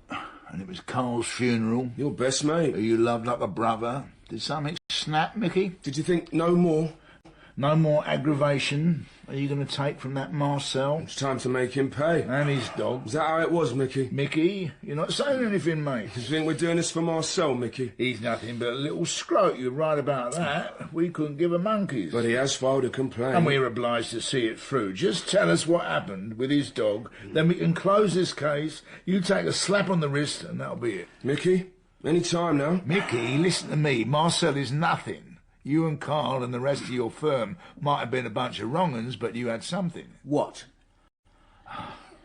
He speaks. At last. What was it you think we had, Max? Charm? Sophistication? Or, as you say, were we nothing but a bunch of wrong-uns? You never hurt anyone. Until the post office. According to you, that is. That is right. Until the post office. Are you admitting to being responsible for that robbery, you and your mates, your firm? Let us say for the moment No ifs, not here, not today, not for this. You give me a yes or no right now. Did you and your friends carry out that robbery? Would it really make you feel better if I said yes, Max? You don't know me at all if you have to ask that. It was the 80s, Max. Everyone was feeling the pinch, thieving wrong uns included. Is that a yes? Well, maybe Dennis persuaded us. Maybe he said it was an easy snatch. Is that an excuse? No, it's not an excuse. I'm just answering the question. Maybe. Maybe we had no money. Maybe we wanted money. Maybe no one was supposed to get hurt. Maybe we never wanted to blind that copper. Who was it? Who fired the gun? Maybe it was Carl. Maybe he was never the same after that. Maybe he was like an empty shell. A dead man walking. Oh, my heart bleeds. Maybe that's why we all disappeared. Why we all went off-grid. Maybe. I don't care about any of you. Then why all this? Why did you want to see me? To get justice for a bleeding dog? To get the truth. You know, it's not Marcel that I'm scared of. It was me, scared of what we became. I see them scroats wandering about like they own everything, not caring about anything except themselves, strutting around a manor with their dogs, their attitude, their knives. Yeah, we all know about Marcel and his knives. You were lucky you got away with just to kick him. It's like I'm living in a world I don't belong to anymore. You will forgive me if I don't care. I'm not asking you to, but these kids... What about these kids, Mickey? What's got you so worried about them? The last thing he is worried, Sean. Max, please. What did you say? Just hear him out. I got it wrong, Max. You're the one who could learn from this boy here. These kids, Mickey. Tell me about them. They are fearless. They are selfish, self-centred, and have no empathy for anyone but themselves. They scare me. They scare us, everyone on the estate. What scares me most is that they would rather die than learn. They live by the knife, they die by it. How much do you want to bet that Marcel does not live to see 30? Anyone? Eh? Either of you? Nah. Didn't think so. Why did you attack his dog? I lost it. I wanted to show him, I wanted to show myself that I was still top-notch. And P.C. Dwyer, Mickey, what was he? Or maybe he was our guilt. Our shame. Confess, then. Make a statement. Oh, you must be joking. I won't make it that easy for you, Max. Post office, some poxy dog or not. There's still a game to be played. There's no lawyer. I have not been cautioned. There is nothing I have said that you can use. You think I don't know that? Of course you do. I'm telling you to suck eggs. It's an annoying trait of mine. Ask the missus. Or should I say ex-missus. But there's still a game. I'm getting too old for games, Mickey. Aren't we all, Max?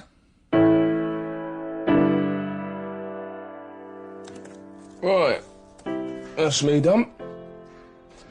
All right, I'm off to the pub. Have fun, Sean. See you tomorrow. Well, you're not coming. Not tonight. Fancy an early night. Well, that's a first. Something I've done. Don't be daft. Something I said then. What are you talking about? In the interview room with Mickey when I talked over you. You did a lot of talking over. We both did. It's what we do, remember? No, I said I wanted to know about the kids, the way you looked at me. How did I look at you? Like you wanted to cut my nose off and feed it to me. Oh, it wasn't you, son. It was Mickey. He had me all over the place in there. So are we all right? Of course we are. Right. See you tomorrow. Thing is... Oh, I knew it was something. Oh, blimey. I opened my gob for a second and you think the worst. What is it then? What did I do wrong? Nothing, not a thing. Truth be told, you were brilliant in there. Oh, what? Yeah. You were knockout. You were following my lead, but you used your initiative. You followed it up when he was talking about the kids. That takes smart thinking. And you, my son, Detective Sergeant Sean Armitage, are full of it. Right. I'm a little dazed at the moment, but thank you. Well, don't thank me. You don't need me anymore. You could do this on your own. No, don't say that. Well, I can't do this job forever, Sean. You know that. Don't say that either. It's all right. I'm not planning on hanging up my boots just yet. I'm just saying when the time comes, I can't think of anyone better than you taking over from me. Right, well, I'm still dazed, but thank you. Go on, get yourself a nice pint. You earned it. Then get yourself home to that lovely wife of yours. No, you know what? I think I'll skip the pub. Go straight home to that lovely wife of mine. You think correctly, Sean. Wise choice. Night, son. Night, Max. In the Interrogation by Roy Williams. Max was played by Kenneth Cranham and Sean by Alex Lanapeckham. Mickey was played by Danny Webb and Marcel was played by Jason Mazza. The director was Mary Pete.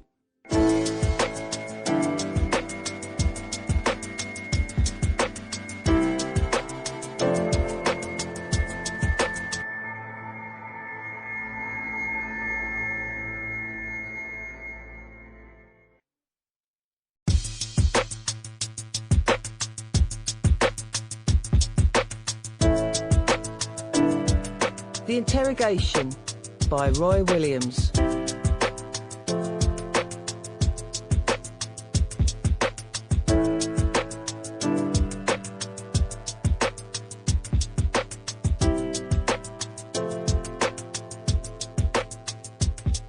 There are some days you never forget. And for me it was March 28th, 2014. That was when Alison and I, after years of talking about it, were finally divorced. People, family and friends would always go on about how painful and emotional it is. Not for me. I couldn't get out of that marriage soon enough. No more nagging about leaving the toilet seat up or how I was always leaving mess around the house. Never mind the fact I was sharing a bed with a block of ice. And she has the nerve to blame me for that. Telling the marriage counsellor all day long about how I used to be so affectionate towards her, but not anymore. Too right I wasn't.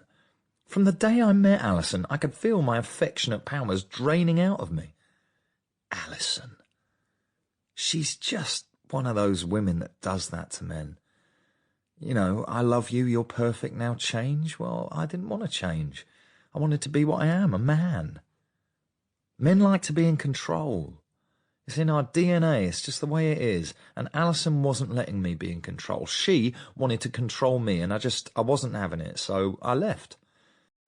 And I'm sorry to say this, but women like Alison, they don't want a man, they want a poodle. The day after the final divorce letter came through, it must have been fate, because I met up with my old mate from college, Alex, who offered me a room in his flat until I got myself sorted out. Alex is quite the mogul now. He owns a string of properties all over London. He got me going when he told me he was renting one of his houses to a bunch of pretty young female students. He even got lucky with one of them, but he had to dump her because she was getting too clingy and controlling. Just like a woman, they can't leave it alone. And Alex thought I'd stand a chance with him. Well, that suited me well enough. As soon as I left Alison, I promised myself I was going to grow old shamefully, and there is no time like the present. I'm back where I like to be. In control.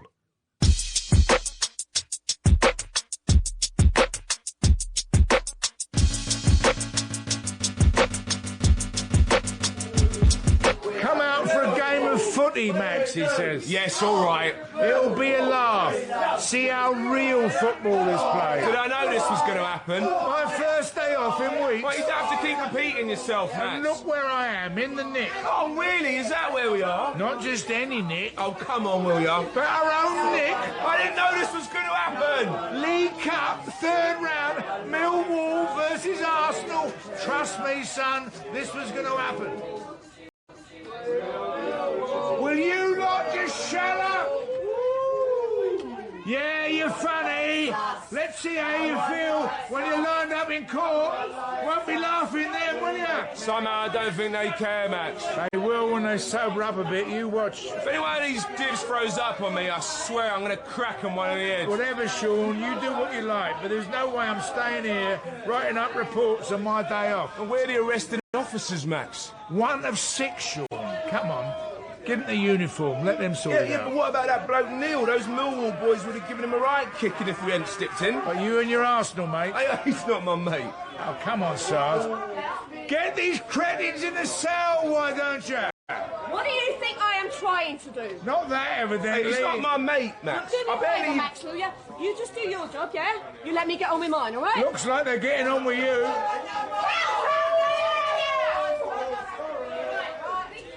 Max, What? Which one? what do I want? What are you saying? About Neil. Yeah, right, Neil. You can't just leave him to uniform. He was getting clobbered back at the stadium. I was a witness.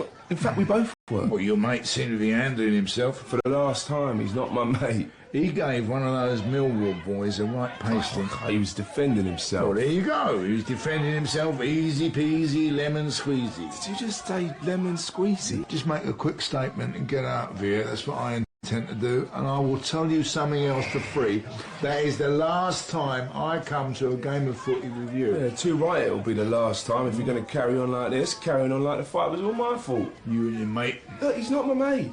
And the Arsenal fans were baiting those Millwall fans throughout the whole game. Oh, it wasn't baiting, it was harmless banter. I should have known things were about to get tasty when we got outside. Where is he anyway, this mate of yours? But what I hope is the last time he's not my mate. Just happened to be sitting next to him, all right? Well, you seem to be having a right old chat with him during the game. Oh, jealous were ya? Of course we were. We were sitting next to each other. It happens.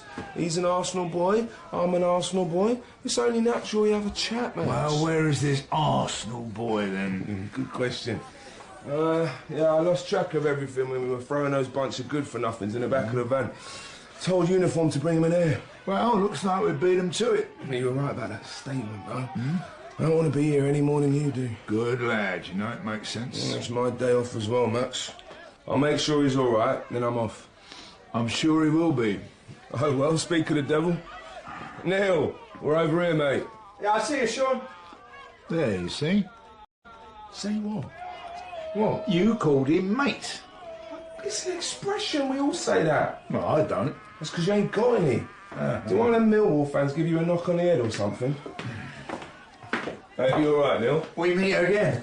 Glad to see you, mate. Yeah, eventually we ended up getting stuck in traffic. I said to the copper, why don't you just put the sirens on, clear the traffic away in no time? Well, he probably told you he's not allowed to. Hey, no, he didn't actually. He didn't say a word. Not allowed to? What do you mean? Well, what do you think I mean? You're the police. I thought you could do stuff like that. Only in emergencies. Hey, you all right, though, Neil? Yeah, I'm fine, thanks. Although, I have to say, I think I would have been in a much worse state if you hadn't come along. Hey, you are Arsenal. You are a gooner. We stick together. Never mind the fact that you are a copper. It's your duty to uphold the law. Neil. Me, Max. How'd you do? Likewise. Sorry, that's right. Yeah, you were sitting next to Sean here, weren't you? Yeah. And I won't be doing that again, I'll tell you that for free. And he will tell you again, trust me. Well, it's nice to meet you even under these circumstances. Right, so, where do I go to make this statement then? Oh, yeah, just go to the front desk over there, ask for the duty sergeant, he'll help you out. Right, I hope it won't take long. All they did was grab me a little and throw me to the ground. I thought you punched someone. Ah, you were defending yourself, right? It's more like a lucky punch. Last thing I want to do is get into a fight with a Millwall fan. Well, it looks like they did more than throw you to the ground, Neil. No, seriously, that is all that happened. That's a nasty-looking cut you got on the side of your neck, though. What did they do? Hit you with the glass? Ah, it's not a cut, it's a scratch. Scratch? Yeah, from my cat, would you believe? Oh, right, I see. Spinach, he's called. Likes to jump up on my shoulder, wrap himself around my neck whenever I'm at my desk doing work. He scratched the side of my neck. As I was getting him off me, I had to put on a bandage. It must have come off during the fight. When was that? Sorry, when was what? When Spinach, your cat, jumped up on you and scratched you on the neck. Day before last. Could have killed the little bugger. Wouldn't have blamed you. Nasty cut. Yeah, it's fine. I'll live. Sorry to ask, Neil, but we met before. I don't think so. I've never been inside a police station. No, I'm not suggesting you're up to no good or anything. Glad to hear it. I know I've seen your face somewhere. I just can't place it. Well, I'm sure it'll come to you. Sorry I can't help. Don't worry. Come to me soon enough. Well, maybe you have seen me. I mean, I do live round here. Yeah, that must be it. So, duty sergeant over there then. Yeah, look, don't worry about it, Neil. We'll make sure you get out of here in no time. Cheers. See you later. Sean, listen, I need you to do something for me. Such as? Do whatever you can to keep Neil here. Why would I do that? What's going on, Max? Just keep him here, Sean. Have you nicked him before or something? No. But you think he's done something? Just a feeling in my gut, but I need you to keep him here until I make a phone call. Well, before you do, how about you let me in on this? What's going on here? Sally Hayden. Oh, you are joking. He fits the description. Well, so does half the male population in London, Max. Well, he said he lives locally. It could have been him that followed her from the party. Well, what about the scratch in his neck? Well, like you said, the cat could have scratched him. Well, maybe Sally did that when she was fighting him off. All right. So what do we do? Find some way of keeping him here until we find out for sure. I'm going to call Sally.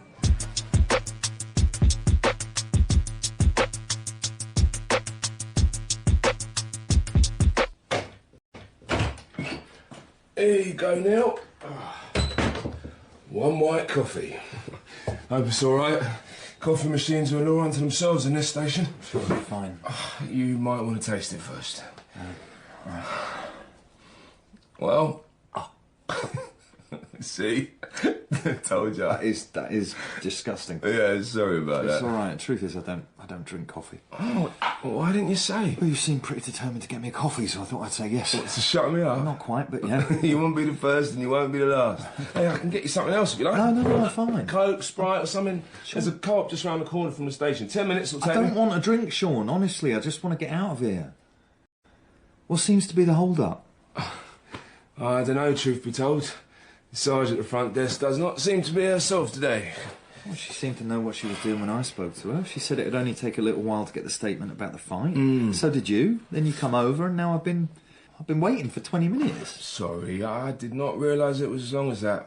It's all right. I'd like to be getting along soon. I need to finish packing. Oh, that's right. You're off somewhere, aren't you? Yeah, Qatar. Oh, how long? 3 months. Holiday? For 3 months? No. It's work. Oh, yeah. You'd said you were an architect, right? No, Sean, I am a structural engineer. That's right. Sounds like fun. It's a living. Is there a lot of money? Structural engineering? I've always wondered. No more or less than most people. Look, about this statement, Sean. Oh, don't worry. I'll chase him up in a minute, yeah? Right, yeah. Any reason why you can't chase him up now? I do need to go home, Sean, sort things out. Yeah, I appreciate your patience. Do you know, if I didn't know any better, I'd swear you were trying to keep me here. On purpose. Well, why would we want to do that to you, Neil?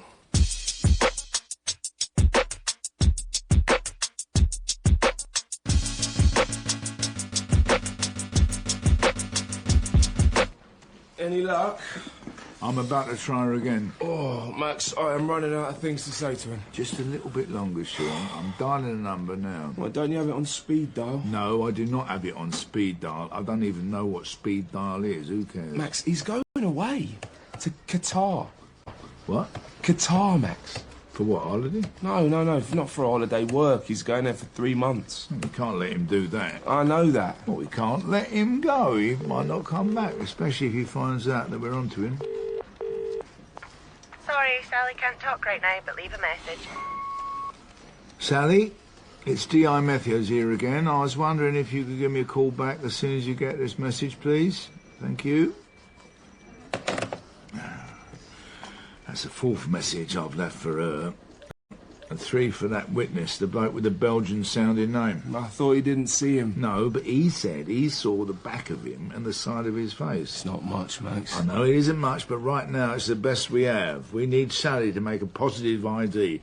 Go downstairs, ask Uniform to lend a hand, get them to send someone to Sally's workplace, get them to speak to Sally, tell her what's happening, and we need her at the station pronto. Shouldn't her liaison officer be doing all of this? She would be if she hadn't called in sick this morning. Oh, and the hits just keep on coming. You go back there and chat to Chummy. Chummy? You know, it's an old expression. I thought I would bring it out of retirement. Well, what am I supposed to say to him now? Oh, I don't know. Just buy me a little more time, please. Talk about everything that is great about bleeding Arsenal FC. Mind you, that would take a couple of seconds, though, wouldn't it? Oh, you know, you should be on the stage, Max. The stage? Yeah, sweeping it. You sure you're not a Tottenham supporter? Maybe in a previous life? Keep him talking for as long as possible. He's no fool, Max. He might be a chummy to you, but he already knows there's something. I can see it in his eyes. I need a plan B. All right, then. And a plan C would be nice, too, if you have it. Just keep him talking. Which is what I was doing for the last 10 minutes. If he cottons on to something... No, there's no if here. He will, I'm certain of it. OK, then. Here is your plan B. Tell him. Yeah, tell him what? The truth. The truth? Yes. He fits the description of someone who we would like to interview in regard to a serious sexual attack that took place the day before last. Yeah, I do know what we are doing, Max. Well, get on with it then. Are we showing our cards a little early at this stage? Well, what choice do we have if he's on the next plane to Qatar? It might not even be him. And then again, it might be. The scratch on his neck. Yeah, he told us it was his cat. Yeah, he couldn't shut up about that cat. Yeah.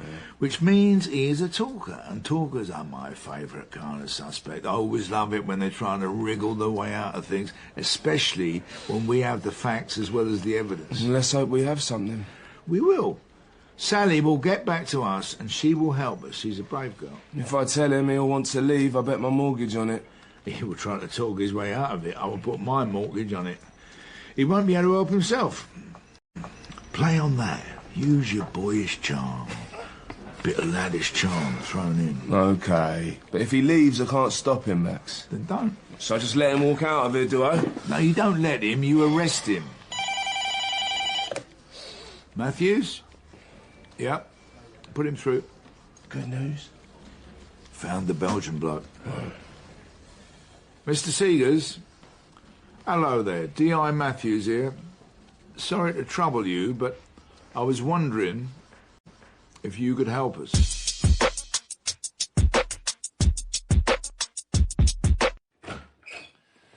Nice to see you again, Sean. I thought you'd forgotten all about me. I can promise you, Neil, that will never happen. Right, so... Anyways, I need to be leaving now, so if you want this statement about the fight, it's now or never, OK? Are you a season ticket holder, Neil? I don't see what that has to do with anything. It's only a question. Used to be, when I was a kid. It's not quite what I asked, though, Neil. No, I know that. I used to go with my dad. When he died, I gave going to games a miss for years. There's something in me, I can't explain what, made me want to go back, so... Anything else? Do you want this statement? Neil, I need to be honest with you about something. I wish you would. I knew there was something going on, I just knew it. We don't need a statement about the fight. Well, then why the pretense? What is it you think I've done? That's interesting. What's interesting? That you would say that. What is it that you think I have done? I don't think it's interesting at all, it's just common sense. What I find interesting is that you make it about you. Not what is the problem, officer, or how can I help. What is the problem, officer? How can I help? Does that help you tell me what this is all about? Neil, 2 nights ago a woman named Sally Hayden was attacked on her way home from a party. That is awful. I'm sorry to hear that. Is she all right? It was a serious sexual assault. As I said, that is terrible news. Yes. Yes, it is. Sally was able to give us a description of her attacker. She claims he was at the party and that he followed her home afterwards. I have to say, mate, you are a dead ringer for him. Well, we all have that. All have what, Neil? Doppelgangers. You know, people who look like us, scattered over somewhere in different parts of the world. Well, in that case, your doppelganger's not too far away, is he? Well, then I suggest you find him before he attacks some other poor young girl. How did you know that? I don't know what. That she was young. I never said that. Yes, you did. You said a young woman had been attacked. No, I said a woman was attacked. Well, you know, it stands to reason. What does? You read about it all the time. Read about what, Neil? About young women getting attacked. I see.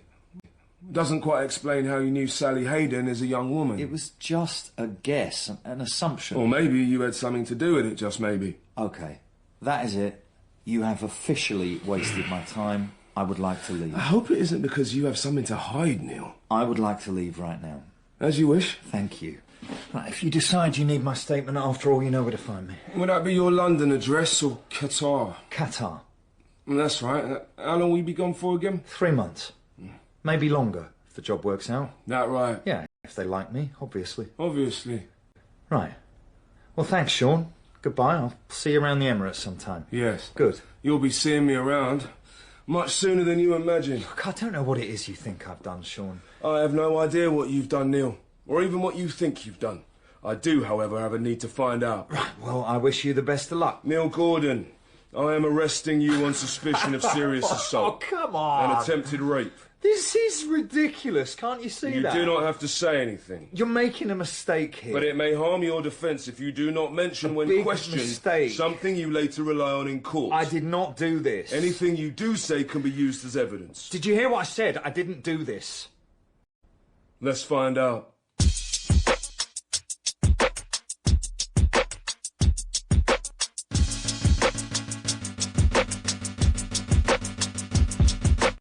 Well, the good news, I arrested him. Huh? The not so good news is he asked for a lawyer. Yeah. So, what do we do now, Max? Well, what do you think? What do I think? Do you see anyone else that I'm talking to right now? You are the senior officer, Max. That is a big decision. That is your call. Oh, take me back to the days when I was a DS. Before you and me, you mean? Well, things were a lot quieter. But not as much fun. That is true. So, what do we do? In or out? In. We will get him his lawyer, but not yet. Let's soften him up first. I don't know about that, Max. Don't know is made to know, Sean. I really hate it when you say that.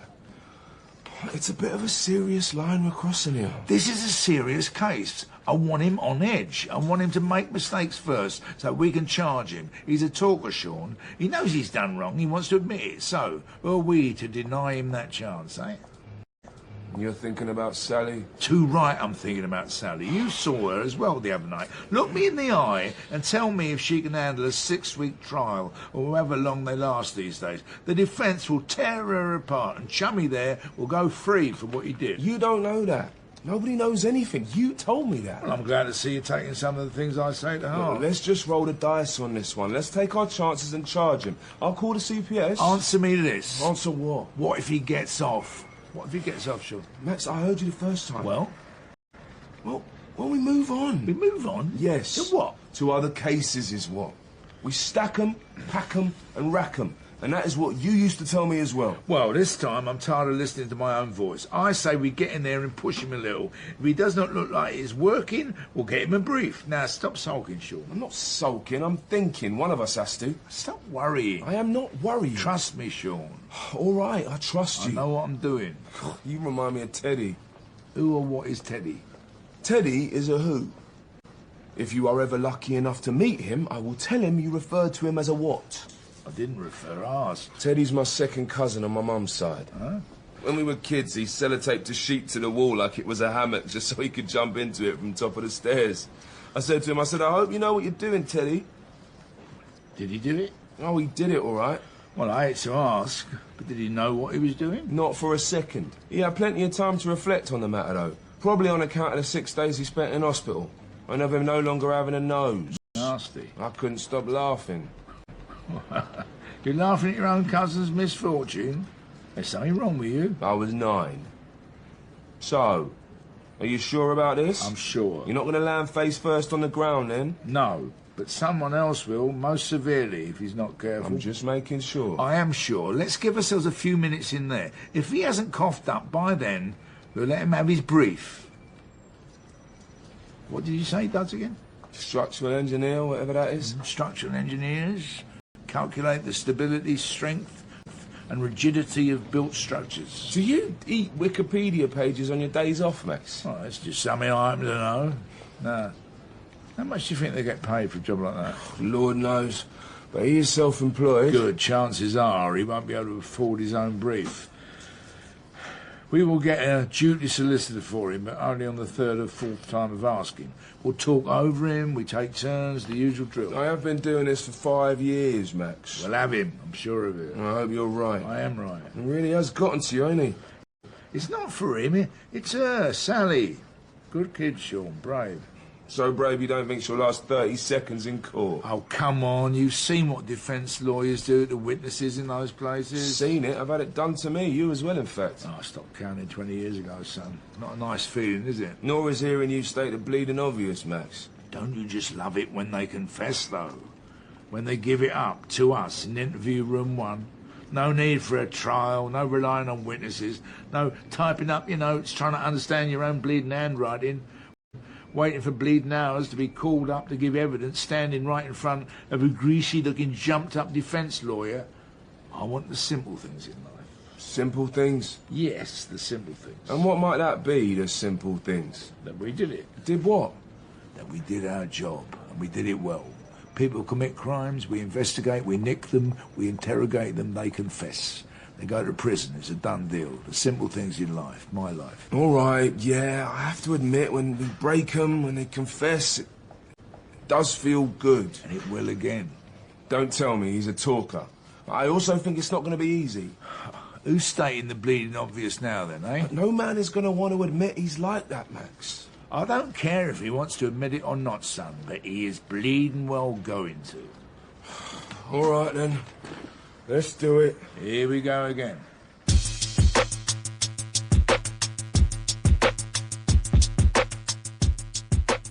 what do you think about Sanchez, Sean? Pardon me? Sanchez. Alexis. Yeah, what about him? What about him?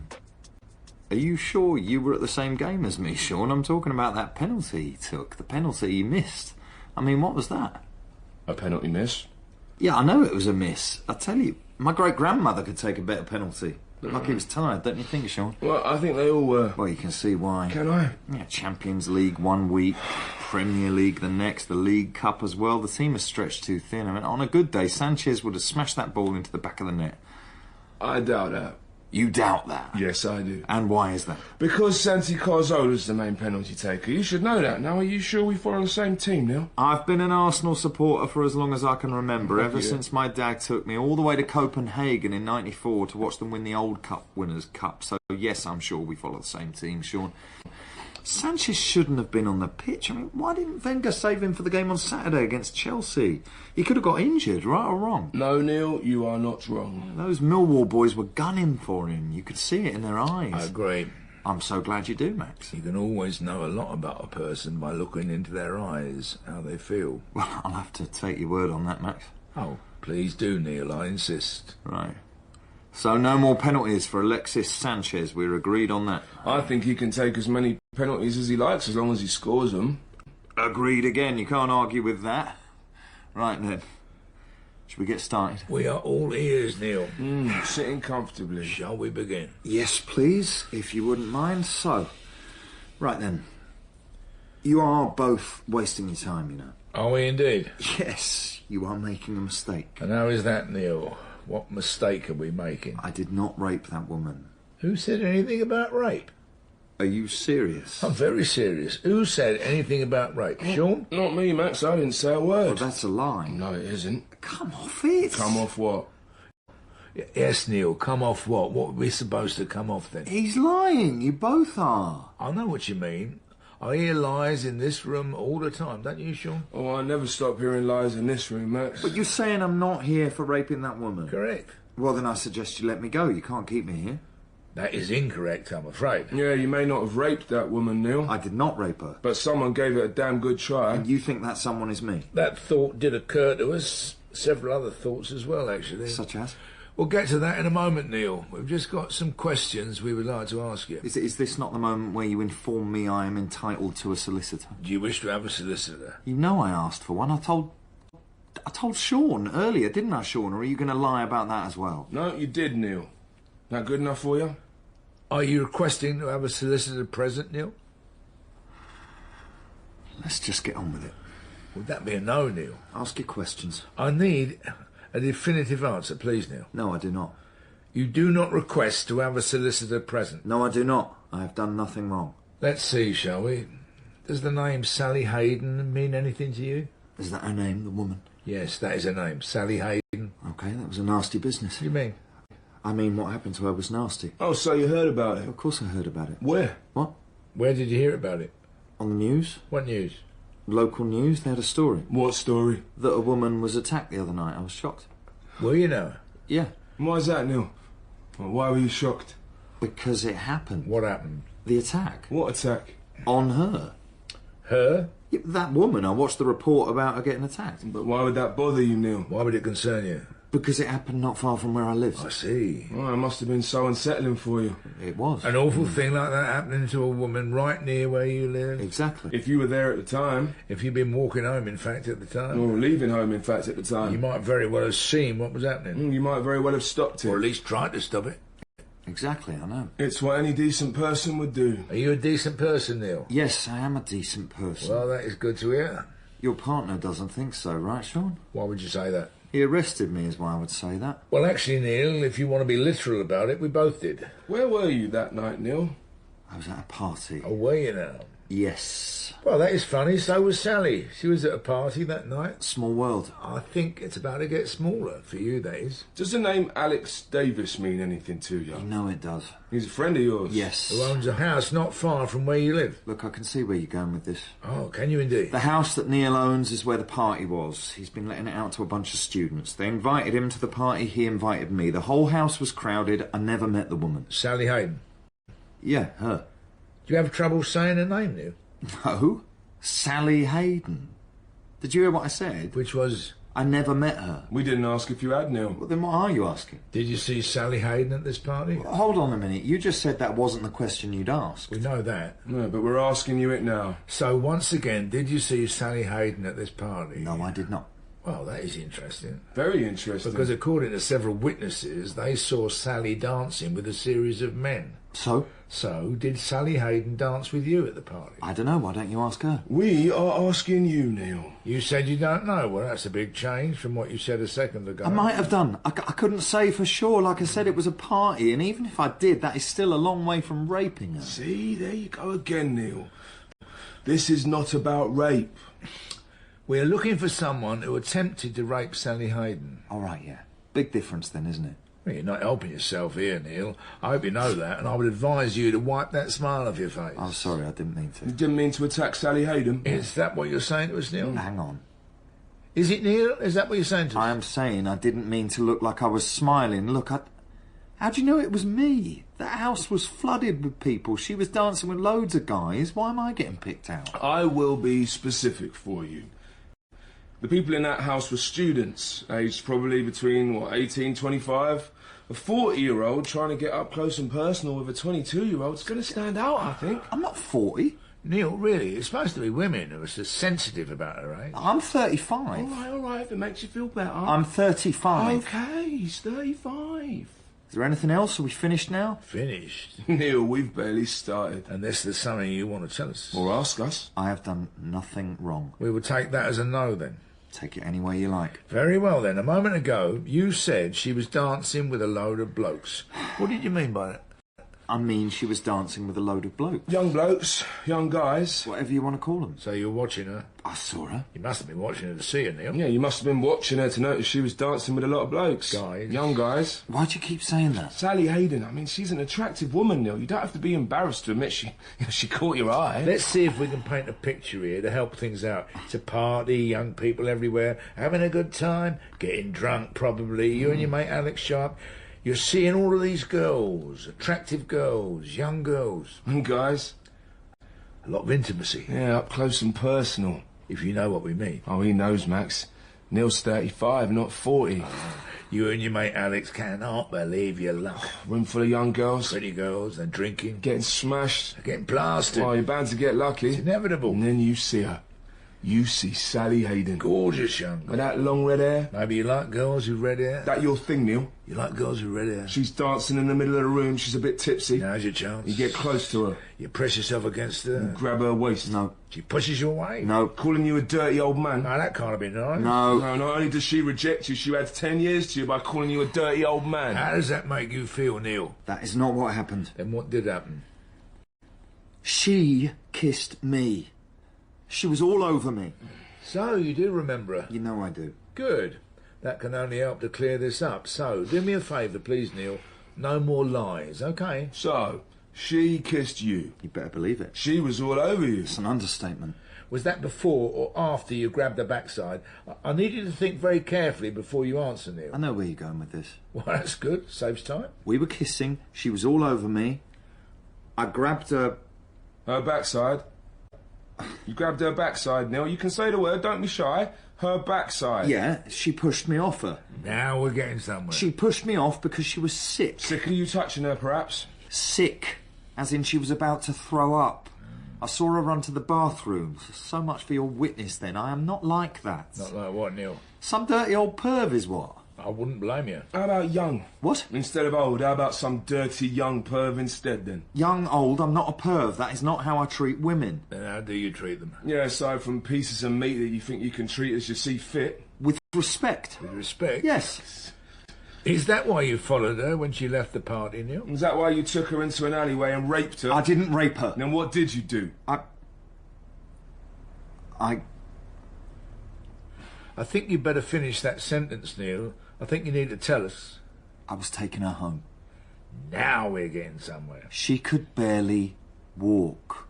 She didn't know what she was doing. So you took advantage. She was kissing me. She was kissing you at the party, Neil. She was kissing me when I walked her home. So she knew what she was doing? You better believe it, mate. First of all, I'm not your mate.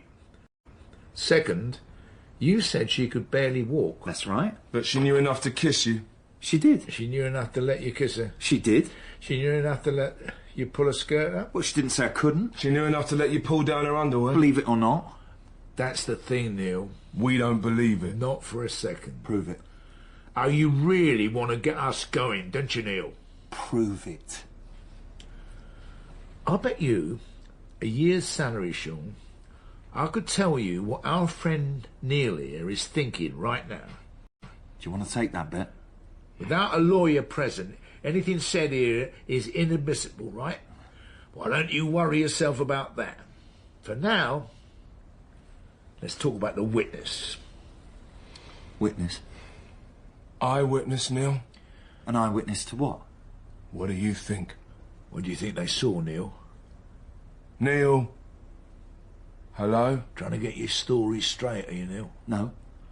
Well, let's see if we can help you out there. I said no. We know what you said. We just don't believe you. Now, this witness, who was on his way home from work, claimed he saw a woman matching the description of Sally Hayden with a man matching your description, crouching himself over her with trousers down to his ankles. This eyewitness immediately felt this did not look right, and when he called out, he said he saw the man pull his trousers up and he quickly made a run for it. The witness gave chase, but it seems you... Or the individual matching your description... Yes, were a little too fast for him. Does any of that sound familiar to you, Neil? Neil? You're not saying anything, Neil. Neil, you need to talk to us. I thought he was a mugger. A mugger? I've heard it all now. He came running up to us. So you ran? Wouldn't you? And what about her? Her? Sally Hayden. You thought a mugger was chasing after you and you left her behind? I thought he was going to hurt us. But you left her behind, Neil. What kind of a man does that? You ran because you knew you'd done wrong. It wasn't rape. We know that. Because it was attempted rape, wasn't it, Neil? Neil? Come on, Neil. Help yourself here. She wanted it. What do you mean she wanted it? She wanted it, you know. Know what, Neil? Sex. She wanted to have sex with me. You just know. We know you wanted to have sex with her, Neil. How do you know she wanted to have sex with you? Did you ask her? Did she say? No. Then how do you know? Because it's one of those things. What things? Those feelings. What feelings? When you get caught up in something and it feels good and it feels great and you can't stop for anything because it feels too good. The way she was looking at me, Sean, giving me the come on, you just have to have it. That's all there is to it. You have to. I wouldn't be a man if I didn't react. I wouldn't be human. We understand. You couldn't stop yourself. Yeah, show me any other man who could. But when a man cannot stop himself and the woman does not give her consent, that is sexual assault. No. Yes, Neil. She wanted me. She did not give consent. You're not listening. But she wanted it. I swear she did. She didn't say it, Neil. Try to understand that. She didn't say it. Are you saying I'm going down? We're saying you need to take responsibility for what you did. Bloody women! With their mixed signals, they don't know what they want. I mean, they don't like it when we control them, but all they want to do is control us. It's not right. Not right? If they just let us be men, we wouldn't be so... Depraved? Do you think I woke up that morning wanting to rape somebody? Depends on what you think rape is. I know what rape is, when a man forces himself on another woman. Without her consent. Sally Hayden liked me. We don't care if she wanted to marry her. She didn't give consent. But I was sure. She didn't give consent, Neil. Did she give you her consent? No. No, she didn't. Okay, then. I didn't feel I was doing anything wrong, I swear. Then why did you run? Don't look at me like that. I said, don't look at me like that, either of you. How are we supposed to stop, then? You tell me that. What was I supposed to do? What do you expect me to do now? God. Oh, what am I? All right, Neil. Now, you need to listen to me very carefully. You are going to be charged. You will need a solicitor right now. If you don't have one, we can get you a duty solicitor. When they arrive, you're going to tell them exactly what you just told us. That you are filled with nothing but remorse and disgust at what you did. It is right that you spare Sally Hayden the agony of going through a trial. That, Neil, is what you are supposed to do. That is the only thing that she, a woman, wants from you. Do you understand me? Look, I didn't mean to hurt her. I just lost control. We know what you did. And now, so do you.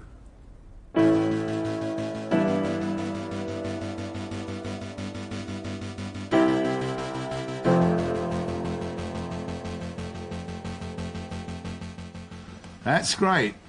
Yep. Thank you very much. Well? The briefer said he agreed to plead guilty, all charges. How did you know he'd roll like that? Just a feeling. You were pushing it, Max. I had to. But all of that stuff. Yes, Sean? Without a brief present? The physical evidence wasn't enough. It never is. He needed to look at himself in the mirror, and we took him there. I'll say it again, Max. You are the Don. You weren't so bad yourself. Why, thank you. Keep this up, and you'll be in for a DI rank in a couple of years. Well, maybe. No maybe about it. Well, where would that leave us? How do you mean? Well, there can't be two DIs in the same nick. I'd have to move on or something. Maybe, maybe not. And what's that supposed to mean? Maybe I'm the one who moves on, that's what I mean. No offence, Max, but who's going to take you on at your age? Exactly, Sean, who? Wait, Max, is there something you want to tell me?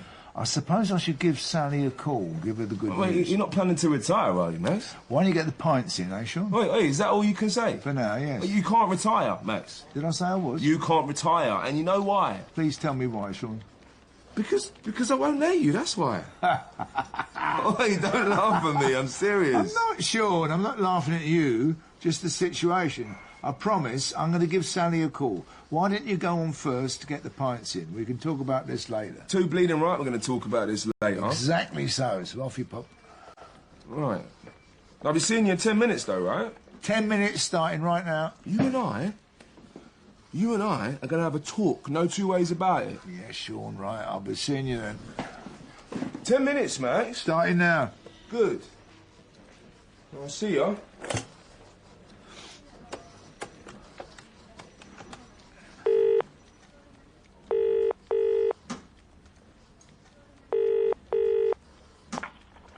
Hello? Hello, Sally. It's D.I. Matthews. How are you, my love? I'm fine.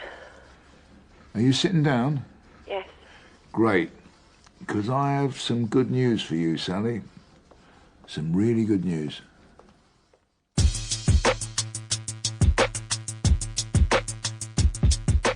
In The Interrogation by Roy Williams, Max was played by Kenneth Cranham and Sean by Alex Lanapekin. Neil was played by Joseph Milson, Sarge by Karen Barkey, and Sally by Katrina McFarlane.